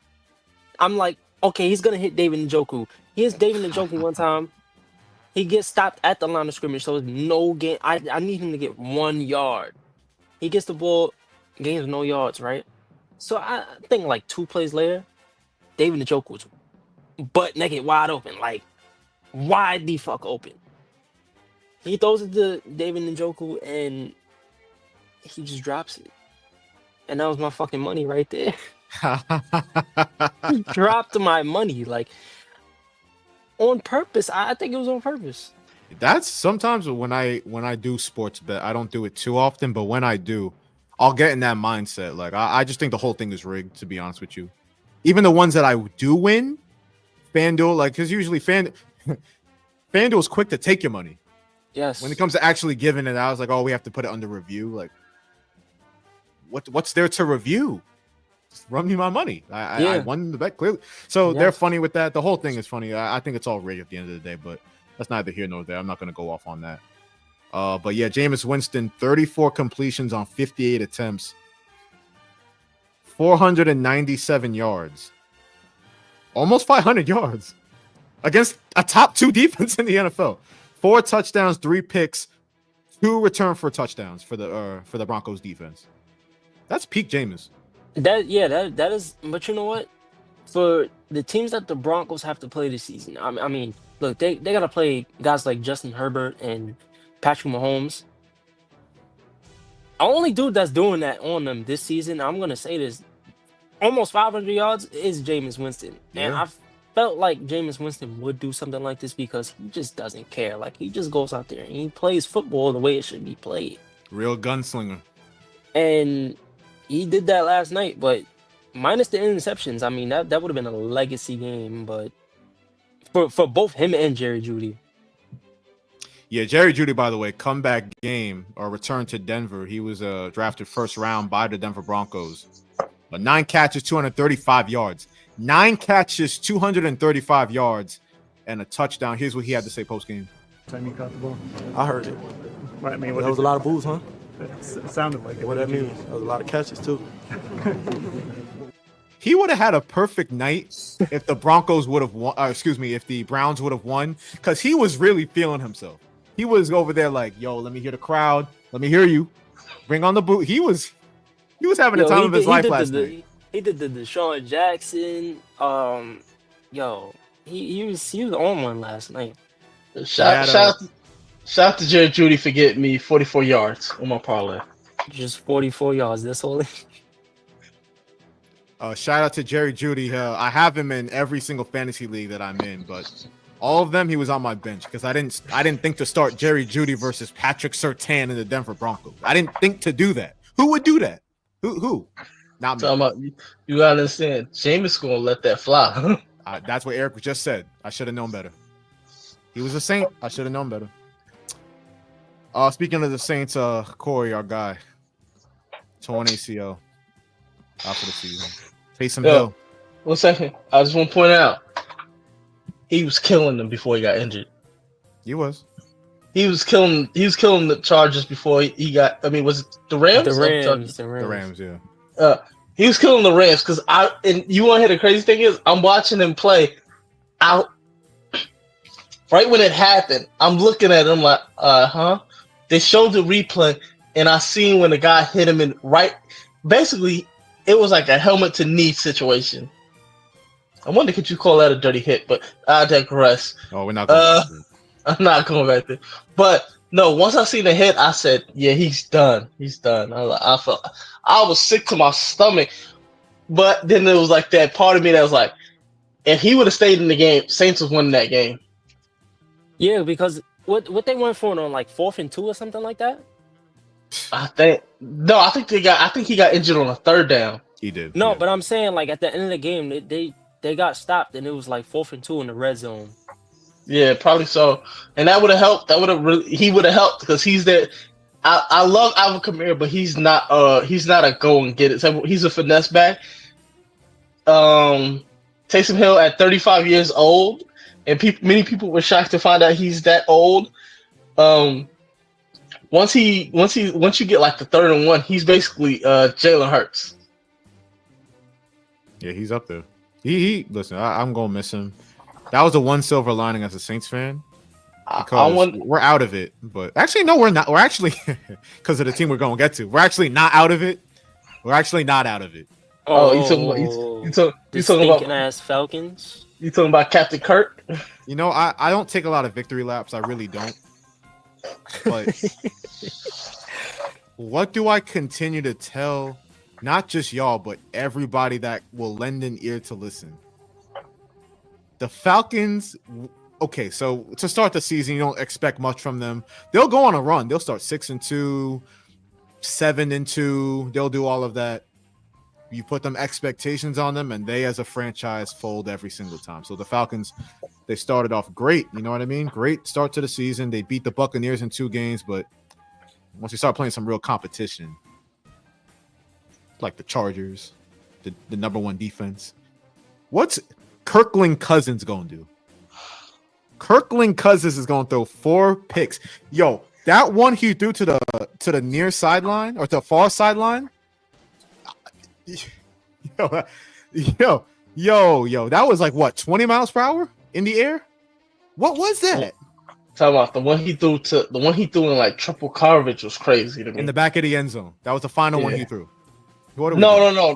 The final one he threw was to Derwin James and it was like in the middle of the field. You're right. The one I'm talking about was probably the one before that. I'm like, how do you throw that? 4 picks. And you know, I had faith in the Falcons this season. I truly did because the rest of the division just looked weak. Besides the Buccaneers, like I knew they were gonna go toe to toe the Buccaneers, but I had faith in them, and they've just been disappointing. I don't know what game it was, but it was after a certain game they just started looking very disappointing.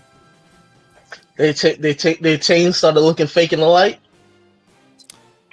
They lost to the Saints. We got the detector. He was testing their chains, wasn't beeping. The diamond tester. Yeah, they lost to the Saints, Eric. They lost to the Saints the first game after we fired Dennis Allen. Yes. Yo, Eric, you just came up with an idea. Yo, if the Falcons are ever on Monday Night Football and they discuss their record, I need an animation of like the diamond tester, and I'm like their record, and it just show like a animated graphic, and it just break. That's a good one. That's a good one. They can do it. I saw. Speaking of Atlanta, I saw the Hawks mascot literally taking people out the crowd and testing their chains. I've seen it happen in Atlanta before. So I don't know. Funny team, funny city. But the NFC South, the Bucks did win. I did not sell my Bryce Young stock though. Everybody in the world was. I held on to it. I held on to it. Time out. And he's playing much better lately. Can I keep it a stack? You remember how I was talking about my parlay, right? Yeah. The Panthers should have won that game in overtime. Chuba Hubbard, you Chuba? I was so mad because I was like this. They gonna say that shit about Drake. I know they gonna say that shit about Drake. I said, why'd you have to fumble? I said, fuck. I said, you know what they gonna say about Drake now? I was like this. You ain't seeing the pearly gates. I'm like, all you had to do was hold on to the fucking ball, and y'all at field. They were in field goal range. Yeah. And that was a next score one situation because the Buccaneers already had the ball. Just hold on to the ball, you win. The Panthers, if they won that game, they might have messed around and won the division. Time out. And you want to hear the worst part about it?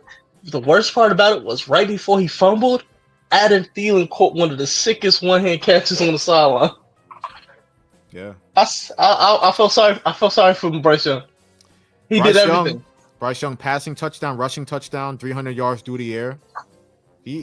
I'm happy I didn't sell my stock. Time out.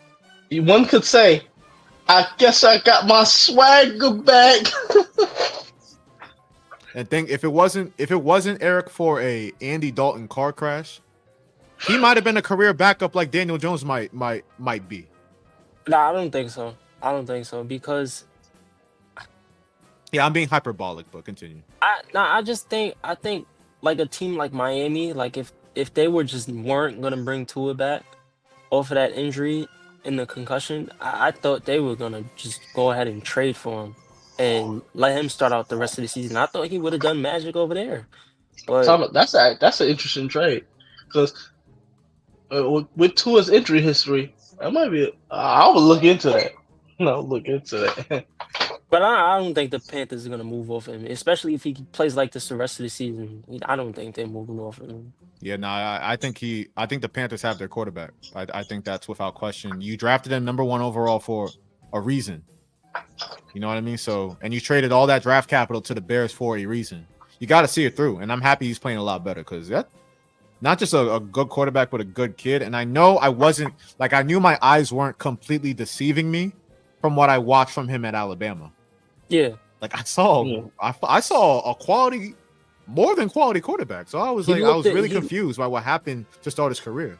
He looked exactly how he did at Alabama. He just looked comfortable in the way that he was throwing the ball. Like it looked exactly the way that he was playing at Alabama. I don't know how.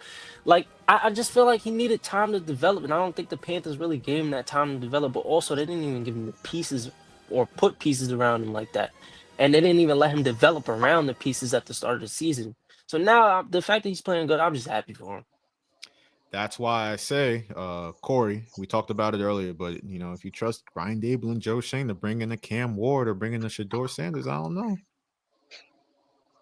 Speaking of the Bears, though, they did do the right thing by firing Eberflus. Oh, yeah. But I mean, that had to happen. They had reports of like Jalen Johnson, their star cornerback, cursing him out in the locker room after what happened in Detroit on Thanksgiving. Getting cursed out by one of your players on Thanksgiving is insane. But but you know what the craziest thing about this whole firing is? They had him go out and talk to the press, and he said to the press, he said something like, "Oh no, I think I'll be coaching next week," and so enough, Buddy went back in, and they fired him right after that. I wish you had that. I wish you had that. Jamal Adams video when he tried to get back into the Jets office, and he laughed at it. I guess I'm done. There was a report that Ryan Poles wanted to fire the GM for the Bears. He wanted to fire Matt Eberflus like 4 games ago, but the owners wouldn't let him do it. And mind you, those 4 games, they lost 3 division games. Like if the Bears actually knew how to close a game, they could be where the Packers and Vikings are. Do you understand how crazy that is? Like Caleb Williams, like I like messing with him, but he is shown that he's going to be a star quarterback in this league. So the Bears have that going for them at least, but they have Thomas Brown as a interim head coach now. He's I the love interim. Like he was the interim OC, and then now he's the interim head coach. Like, what does that cancel out? Like, are you ahead? Like, is that your job now? The yeah, interim has to honestly, cancel out. like PEMDAS, right? I don't know. It's funny because Eric, you never see that happen to one of us. Just falling upstairs like that. You never see that happen to one of us. So I'm happy it's happening for Thomas Brown. You know what I mean? I remember watching him play. Good running back. What team he played for? The Panthers, I believe. I'll look into that just to refresh my memory. But I believe he was a Panthers running back. Yeah, I believe so. I don't remember that. For some reason, I just don't remember that. Let me see. Actually, let me see. Well, I'll figure that out. He played though. He was a solid player. He knows what he's doing. I have faith in him. But yeah, listen. To pivot real fast, and I wish Kory was here. I'll wait for Kory to come back, but I did want to get to the TNT doubleheader tonight. Oh, man. The Knicks and the Magic. That's gonna be a interesting game. Yeah, that's gonna be a good fucking game. I'm actually gonna watch that. I want to go with that game. You know who's going to win that game. Who's going to win? Go New York, go New York, go. I'm hopeful. I don't even know if Paolo even playing. No, he's out. He's out for a minute now. He's been out. But the Magic have won 12 of 13, bro. Yeah. They don't. Franz Wagner is taking that lead. You think I'm scared of them Germans? You know my grandfather fought them Germans. We beat Germans. This casual xenophobia from Kory. Wow. What? They are Germans. Yes, Franz Wagner's and his brother Mo Wagner. Yes, they're German, Kory. They are. That's a fact. You're not wrong. But yeah, it's gonna be an interesting game. I actually was supposed to go, but it would have been too much of a time crunch. I wanted to see like the new NBA Cup court that the Knicks are gonna put out. They played the Nets in that first NBA Cup home game. But the Knicks, I mean, I'm watching them play. Jalen Brunson is Jalen Brunson. Karl-Anthony Towns, as Kory leaves, that's his favorite player. We know. Karl-Anthony Towns, but Karl-Anthony Towns, he's putting up 26 and 12. Yo, I honestly, crazy efficiency. I thought the trade was. I didn't think it was a bad trade, but I just didn't think it was the right trade at the right time. But obviously, it wasn't the right trade. Now they're trying to shop DiVincenzo and Julius Randle. Yeah. So and it's also like a problem in their locker room too, because Ant-Man talking about nobody in the locker room is together. Like everybody has an agenda for themselves. Yeah, listen, as somebody that runs a company, you always got to remember, like, there are people that's going to have a collective agenda and a separate agenda. The Timberwolves got a lot of separate agendas. You got Randall looking to get paid. He's on a contract year. You have DiVincenzo who wants to start. He just want to go back to New York. He just want to go back home. They got a young bull out there that needs some minutes. Oh, Rob Dillingham. Yeah, Rob. He's gonna be nice. Exciting. There's no doubt in my mind, really, about him. Him and AE Anthony. Yo, the YN's gonna be on crazy alert. The YNs is taking over the league. Him, LaMelo Ball, all of them. They taking over the league. But you know, Kory, shout out to the YCs too, because I'm watching the Eagles play. Like they got in their secondary. I didn't know there was such thing as YCs. Yeah, no. Yo, the first YC I ever known was on this kid on Colorado. But I just want to tell y'all, I seen a post on Twitter, and it's never been so right. 2024, like these last couple months, been a good time to be white. Just saying, it's been a good time to be white. Yo, they slowly I am going to clip that. They slowly taking back the cornerback position. I'm like, you got him, you got the other corner in Denver. I'm like, what is going on? Y'all couldn't play. Your couldn't play this position a couple years ago. It's a good time to be white. Quote unquote Corey David. Yeah, he said it. Well, they got Tyrese acting. They got Tyrese Halliburton acting wild out here. Corey, don't go any further, bro. You don't need to go further. That brother in the snow. We don't need you to go any further. But let's talk about. I don't even call Cooper DeJean. His name is DeJean. Hey, Corey, I said, please don't go further, bro. Please don't take. Soon as he lifted Derrick Henry off his feet, he lifted a strong black man off his feet. I said, "Oh Lord!" So he went from Cooper DeJean to what? The apostrophe Gene Cooper. You gotta change that around. Okay. I broke your mind with that one. The Gene Coop.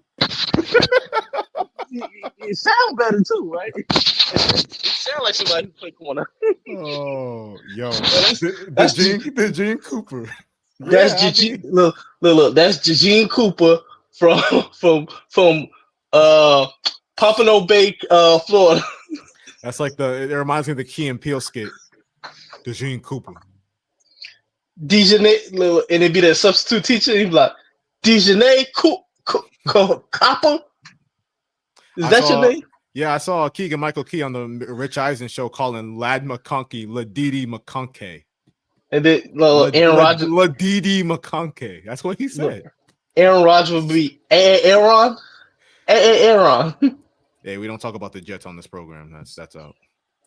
But Corey, I'm happy you brought up the Jets and Aaron Rodgers, though, because from one potentially washed athlete to another. That brother gone.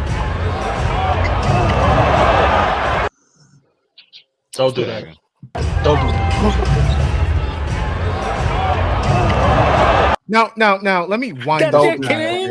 Let me wind up. Do you see? I wish I had like a telestrator. Do you see the Wolves players on the bench just ducking and getting out the way from that brick? That wasn't even the brick. It was an air missile that LeBron threw up there. Corey, I know this is your guy, but I'm ashamed to say, don't you dare say. I'm ashamed to say that's not all. No, because the King had a cameo on. You know the Twitter page is getting some traction now. Brick Center. LeBron had a cameo on Brick Center. Let's just flip this line real quick. Nobody in the game, either side yet, double figures. LeBron, 3. Nas, they switched and had Kory on him, and as the Lakers inadvertently, nobody's looking at the basketball. LeBron throws it up the court. Neither Gabe nor D'Angelo had their heads ready, and it play by Nas Reed. He goes after LeBron's shot, gets it, and before he goes out. Now, what you trying to say there? I'm. He's washed. Corey, the man's about to be 40 years old in a couple weeks. It's okay. He can hang it up. Like after this season, he can definitely hang it up. It's okay. He's done enough for his career. It's okay. He missed a string of 25 plus 3-pointers in a row. Talking about respectfully. Yo, Eric, respectfully, if LeBron gotta hang it up, I know 3 niggas in Phoenix right now that need to go. Need to go. They're not doing shit like that. Get this nigga Devin Booker the fuck out of here. Get this nigga Bradley Beal the fuck out of here. Get this nigga KD the fuck out of here. It's personal, Corey. What they do to your parlay? What did they do to your parlay? What happened? Talking about. I know some young niggas that Devin Booker not even messing with. I'll put right now. Who you say is better? Who would you say is a better player, LaMelo Ball or Devin Booker? Devin Booker. You say that? One second. I know you didn't just say a kid who averaging 31 points. Get the fuck out of here. Corey, let me tell that lie to yourself. Let me get in between you two right now because I know where this goes because these are 2 different ideologies of basketball at hand right here. You know what I mean? Because Corey is the big, counting stats guy. Like, what's your what your point, rebound, assist average is looking like. If we're going off just that, then LaMelo Ball wins by a mile. But if we're going off like what we just saw in the Olympics, like Steve Kerr said, Devin Booker was the unsung MVP of the Olympics, just doing all the dirty work, being a winning player. Then we go with Devin Booker. I personally go with Devin Booker, but that's just two different philosophies on basketball. And Clearly. like, come on. You're going to bring up somebody who has LaMelo Ball even made the playoffs. How long has he been in the league? One second. I don't even think, has he been a real leader of this team? Son, I know you're not talking. Compare the teams that he was surrounded to compared to what Devin Booker was surrounded to. It's not even close. It's not even close. It's not even close. Devin Booker was playing around in doo-doo for the first like 6 years of his career. I will say that. He been playing in doo-doo. What's worse than doo-doo? Whatever it is, the Melo Ball been playing with that for the past 5 years. Respect, Kory. I respect you changing the topic around. No. I'm gonna get right back on topic. LeBron, what, 40? Yeah, he is. What's he averaging? He's still averaging 20-something. 22, I believe. But this, you're not understanding what at least what I said. It's okay for him to hang it up after the season. He's done enough for his career. This just looks bad. At a certain point, you're going to start to look like Aaron Rodgers. You don't look like the basketball Aaron Rodgers. Yes. Come on. Outside of that missed three,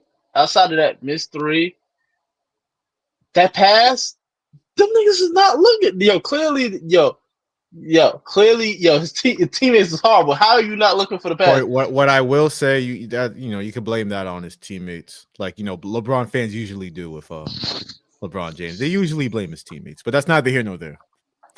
What did they say about washed athletes? First, I'm not calling LeBron washed yet. He's averaging 22, 8, and 9. So I'm not going to go there yet, but it has been looking real crazy this past week. I could have sworn LeBron had a 20-something point triple-double like not too long ago, like literally like last week. Not too long ago. But I'm just saying. Like, what are we doing? I'm saying he's 40 years old and he has a lot of basketball mileage, and he's talking about playing all 82 games this season. When you talk about washed athletes, and we've seen Father Time is undefeated, what have we always seen? The physical ability starts to go first.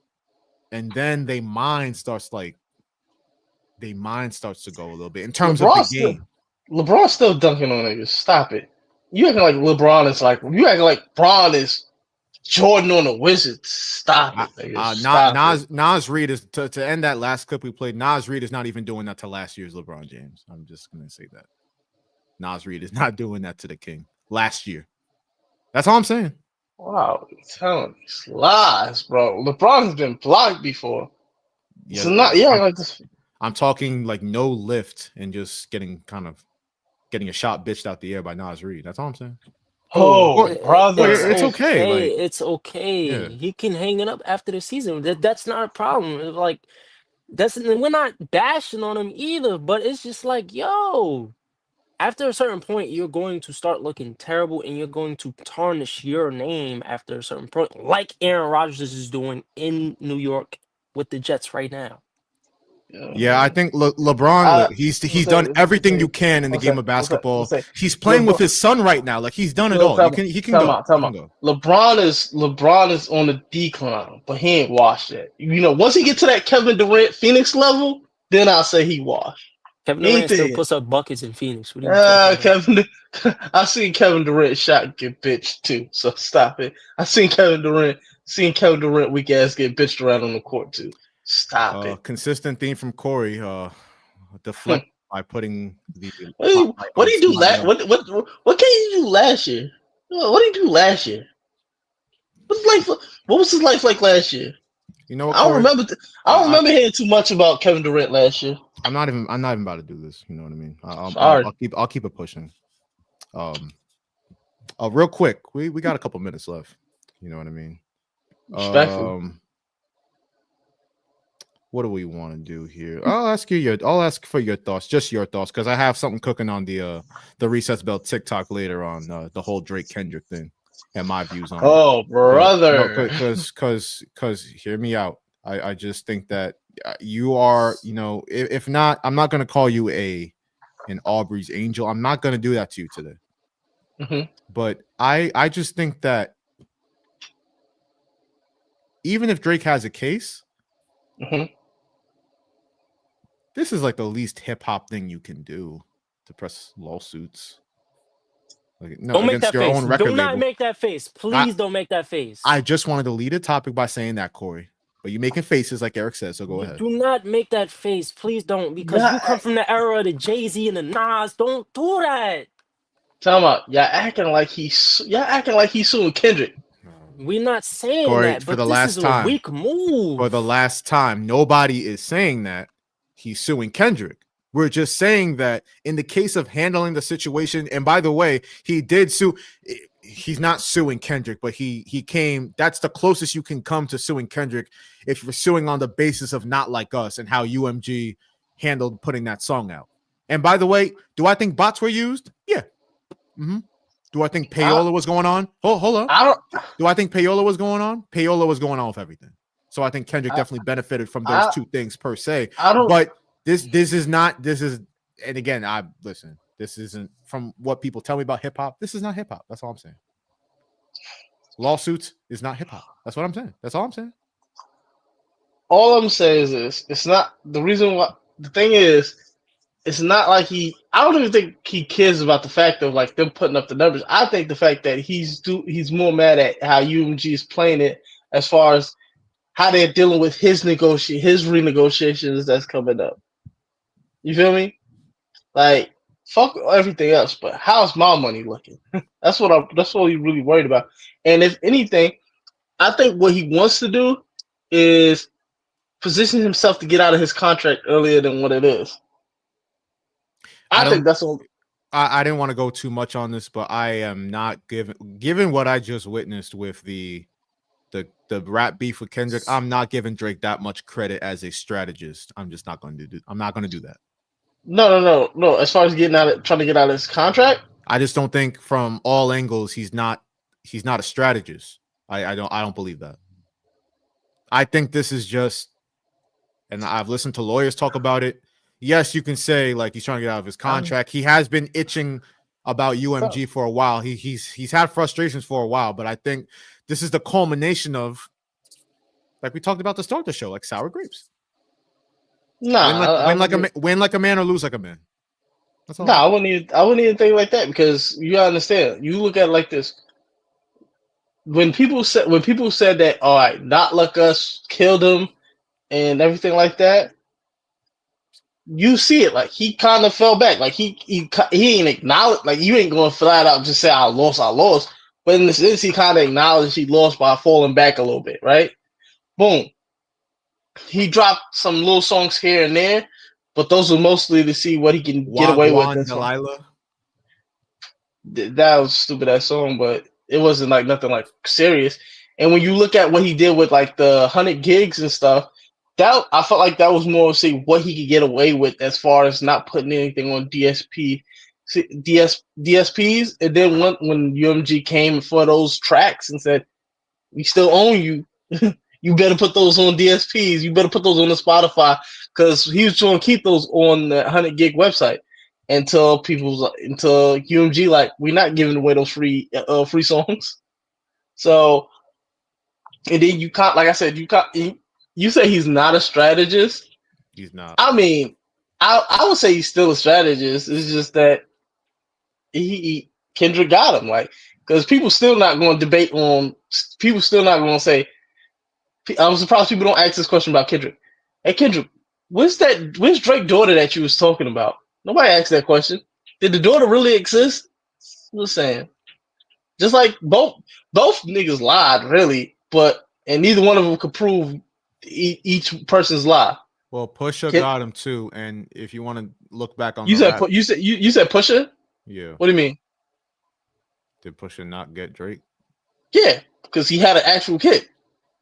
Right, and then if you want to go back to the beef that he actually won with Meek Mill, I mean that's time has kind of aged that like soy milk on a 90-degree day. Like Meek Mill is not I don't think he's the smartest. He's a couple sandwiches short at the picnic. You know what I mean? The elevator don't go up to the top floor. That's all I'm saying with that. So how much of a win am I really giving Drake there? That's all I'm saying. I always point out this, right? Because he built this law off that Meek win, right? Yeah. In a sense, right? Do you know why that Meek win was so important and why like people gave Drake credit afterwards and stuff like that? Because nobody expected him to win. You feel me? Nobody expected Drake to win that because Meek comes from that battle rap battle rap background, and then Drake. Oh, he's a child star and all that other. So it's like he can't beat him. And then when he did, he did. And it's not like Drake can't come with bars. Well, that was before everybody realized that Meek Mill's a couple chips short at the casino. Yeah, but then I'm like, look, Drake still has some good bars. Like even for Pusha, Dumpy Freestyle was still fire. Yeah, but it was still fire. Huh? Moral victories are from minor league coaches. But yeah, look, it is what it is. It is what it is. At the end of the day, you look. It's one thing. Look, at the end of the day, it's what. Why are you laughing? No, no. I'll tell you why. I thought you were gonna say because there's the meme of LeBron saying at the end of the day, it's just basketball. No. Son lost. But the one thing Drake not gonna do is fuck the money up. One thing you don't do is fuck the money up. Well, on the basis of his lawsuit, and we'll move on because I do have to award the Boing of the week before we get out of here. On the basis of the lawsuit, you know what I mean? Again, I do believe Kendrick used bots and payola in concert with UMG to big up that song. Drake has some claims to make, you know what I mean? But at the end of the day, I think he's waving the white flag on his rap career by pressing lawsuits. That's just what I believe because there's no coming back from that in the framework of the culture. That's all I'm saying. Can I ask a question? Because we never seen it before, but go ahead. Time out. What's the joint for push-ups? He said a nigga slime me for my AP. Do you know what that was in reference to? Oh, tell me, Kory. Tell me.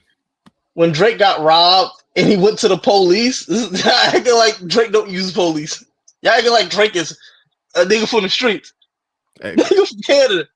It's not the first time he used the police. So he's just not a genuine. He's not a genuine human being. One second, time out. He played a role.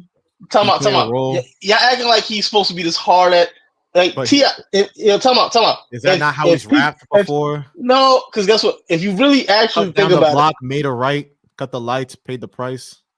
No. All the niggas saying is I lived down the block from you. Okay. You took it to that's all he was. That's all he was saying. That's all he was saying. Defense attorney David. A second. Did T.I. not say something like pissed on him and he didn't do nothing? Did he not slap him? So I'm like, he can't be this hard ass criminal.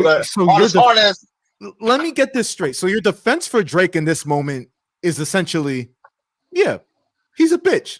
He's always been a bitch. So why are we surprised that he bitched up now? That's what your argument is. My defense is that's what Drake has used the police before. He's not some hardened criminal or anything like that. He raps. He uses lyrical warfare.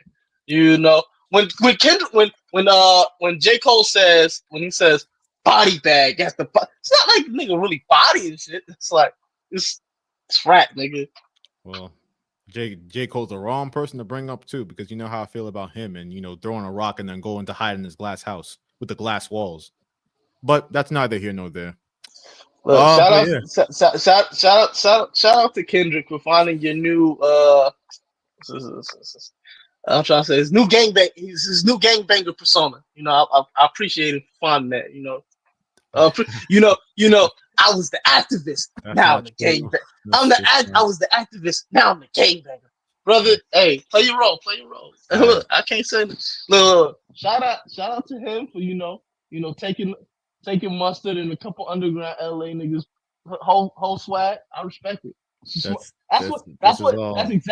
That's exactly what his mentor Jay-Z would do. This is Yo, This these is all niggas got disingenuous, and this isn't even based in reality or Time fact. out. They got something going on underground in the LA scene. Oh, okay, Kory. Yo, I'm gonna take that. I'm gonna take that. I don't usually rap like this, but I'm gonna take that. None of this is based in. Shout out to Kendrick. Shout out to Kendrick, bro.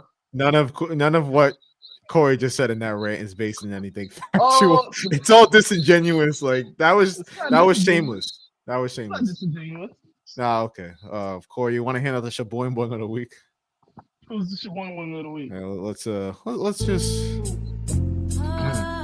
You're gonna get me in trouble. Yeah, let's. Shaboing boing. Shaboing boing. Get the out your mouth, dummy. The Shaboing Boing of the Week Award. All right, cool. So, Kory, you are a you know what happens in the Marvel universe, DC, all that stuff. You know, you're pretty up to date on that. You know, Spider-Man too. You watch a few Spider-Man movies, yeah. And again, you had the Peter Parker. You've had the live action ones. You've had Mary Jane. Then you've had Gwen Stacy. You've had Andrew Garfield. You've had Tom Holland. You've had all these people, right? Mm-hmm. You know what I mean? Like, then you have the animated one, the Spider-Man. What is it? No Way Home. Yeah, I'm trying to see what the setup is. Return of the Spider-Verse, all of that. Yeah. So that brings me in Miles Morales. How could I forget Miles Morales, right? Please don't tell me who I think is getting this. So, one of the actors for the voice actors for the Spider-Man animated series is Shameik Moore. Kory, you familiar with Shameik Moore, right? Yeah. Yeah. So here's the deal, right? Shameik Moore voice acted with the lady who played Gwen. That would be Haley Steinfeld, right? Yeah, you're familiar with all this, right? Now Haley recently got engaged to star quarterback for the Buffalo Bills, Josh Allen. Engaged, engagement ring and everything, right? So boom. What I learned from Shameik Moore in voice acting, not even real acting, voice acting with Haley Steinfeld. Yeah, he wanted that, and he wasn't afraid to show it neither. Like, it's easier to be Miles flirting with Gwen when I'm looking at Haley. When you're looking at her, right? I was very happy to work with Haley.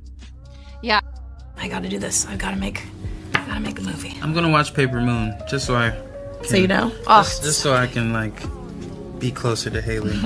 It's easier looking at Haley being Miles trying to get to Gwen. You know what I mean? Yeah, no, that's Damn, why you do that? Why you pause it at that moment? That's crazy. That's crazy work. That's crazy. To prove a point. I just wanted to prove a point. You know what I mean? I just think that and he was going on a tweet storm about, y'all been mad annoying about Haley. Like, I respected Haley, but you was clearly feeling Haley. And you know what? The Shaboing Boing of the week is reserved for people that just have no shame. Because that type of where my hug at type Riz, that wasn't ever going to get it done, my boy. Like, it's the fact that he kept trying, too. He just kept trying. I really enjoy working with Haley. Like, I'm going to be the devil's advocate, right?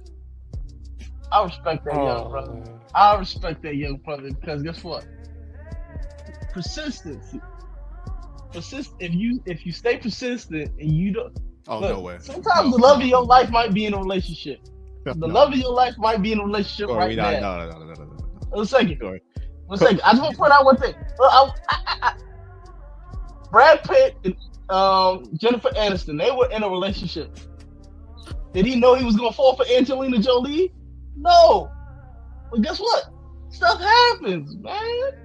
Don't let a marriage stop your shot and find the love of your life. Kory, shoot your shot. For all the times I've proven you wrong tonight, I'll do it one final time. But this one's gonna be it's a layup. It's a layup. It's a fast break layup. For to actually get somebody out of a relationship, that girl has to like you first. They have to actually enjoy your company. think you Look, have some type of game. You know what I mean? That's not shooting a shot. That's that where my hug at type Riz. What is that? Time out. That's You miss 99% of the shots you don't take. Son took a shot and it didn't. It didn't connect. Look He at got that. a hold of Look he at got that a young hold of Corey. Look at that young lady's face. Look at Got a hold of I mean, my son got a hold of there's a lot of bad things that can happen to you in life. Like obviously death, bankruptcy, car crash. One of the things on that list, if a woman makes that face at you, if you was trying to get at, if a woman makes that face at you, you need to really look yourself in the mirror and reevaluate your life decisions. That's like taking a full court shot, and it's a close game, but it's 3 minutes left. Time out. And he missed. He missed. What are you taking a full court shot with 3 minutes left in the game for? Huh? What you said? You said a full court shot? That's like taking a full court shot with 3 minutes left in the game. What are You you know who taking take- that shot for? Have you You know ever who taken that shot? Do we You know who practice that shot? Guess what? I know somebody who do practice that shot. LaMelo Ball. Oh man, that's a one way to How end it, could Corey. this come back to LaMelo Ball? Yeah, the guy that takes care of 15 dogs and plays 40 games this season. How could this come back to LaMelo Ball? Eric, the inner mechanisms of Corey's mind is an enigma. So I'm not surprised. You said who would take that shot? I said it, but he took the shot. He clearly missed. Well, he gotta get over that. Now, the only problem I would have is if it conflicts with their work. If we're not able to get another Spider-Man movie out of this, brother, you gotta let that go. I mean, he's clearly a weirdo who has no type of game, so I wouldn't put nothing past him. I didn't even view him as this kind of weirdo because I like the role that he played as Raekwon in Wu-Tang American Saga. I like that. So Talking about, yeah. 1 second. Talking about he holding this L, right? The whole Harlem got to hold this L. Harlem got to hold this L. Oh, we're not giving Harlem an L for that. Yeah, we giving Harlem an L. I don't think I think that Cam and Mace is gonna be very disappointed in this young brother. Yeah, we can't. Time out. That's where he from. Y'all birthed that. I don't think Cam and Mace would co-sign this type of behavior. Somebody get their man. This is crazy activity. Y'all got to hold that L with it. For all my dudes watching, just know that. And again, like everybody, like we have our younger listeners, like 19, 20 years old, 18, 17. Just know if a woman ever makes, I really wish I had a telestrator, but I'm gonna just trace along this woman's face. Like if a woman ever makes that face at you, you're not in a good spot. You're just not. Read the signs, brother. She's just. You gotta read the room. You gotta know what you're doing. Yeah. Yeah, no, I know of certain workplaces where Oh man, don't even get me started. Brother. And they work together, so it's like, nobody likes a persistent. Like Corey, you said, persistence pays. Not here, not in that situation. Persistence don't pay there. That becomes sexual harassment easy. Absolutely. Harassment is what they would call it. Corey's like, I don't even know that's too. I think that's too Gen Z for Corey. He didn't catch that one. That was good though. That was good. Harassment. What did you say? Yeah, harassment. He's lost. He don't know what just happened. Fuck you, Josh. I know what he said. I was like, all right, cool, man. Nah, you was doing the 2 + 2 = 4 if Johnny had 3 apples in your head. Oh no, I was looking at a pair of sneakers. You just had to flex on us real quick before we got out of here. You had to flex on us. Real crocodile. Oh, hey man. All right. Good show. You know what I mean? When the whole 2 hours and 14 minutes. Oh, well, you have a problem with that? Nah. You want to take it up with management? Hey, sometimes nah, I ain't. All right, peace, Corey. I'll talk to you later. All right. What's that? What? Nah. I appreciate y'all, and I'm really loving this new setup. Yeah, no, this is good. This is good. Yeah, this is great. We'll be back soon enough. Thanks everybody that watched and listened. Peace out. Peace.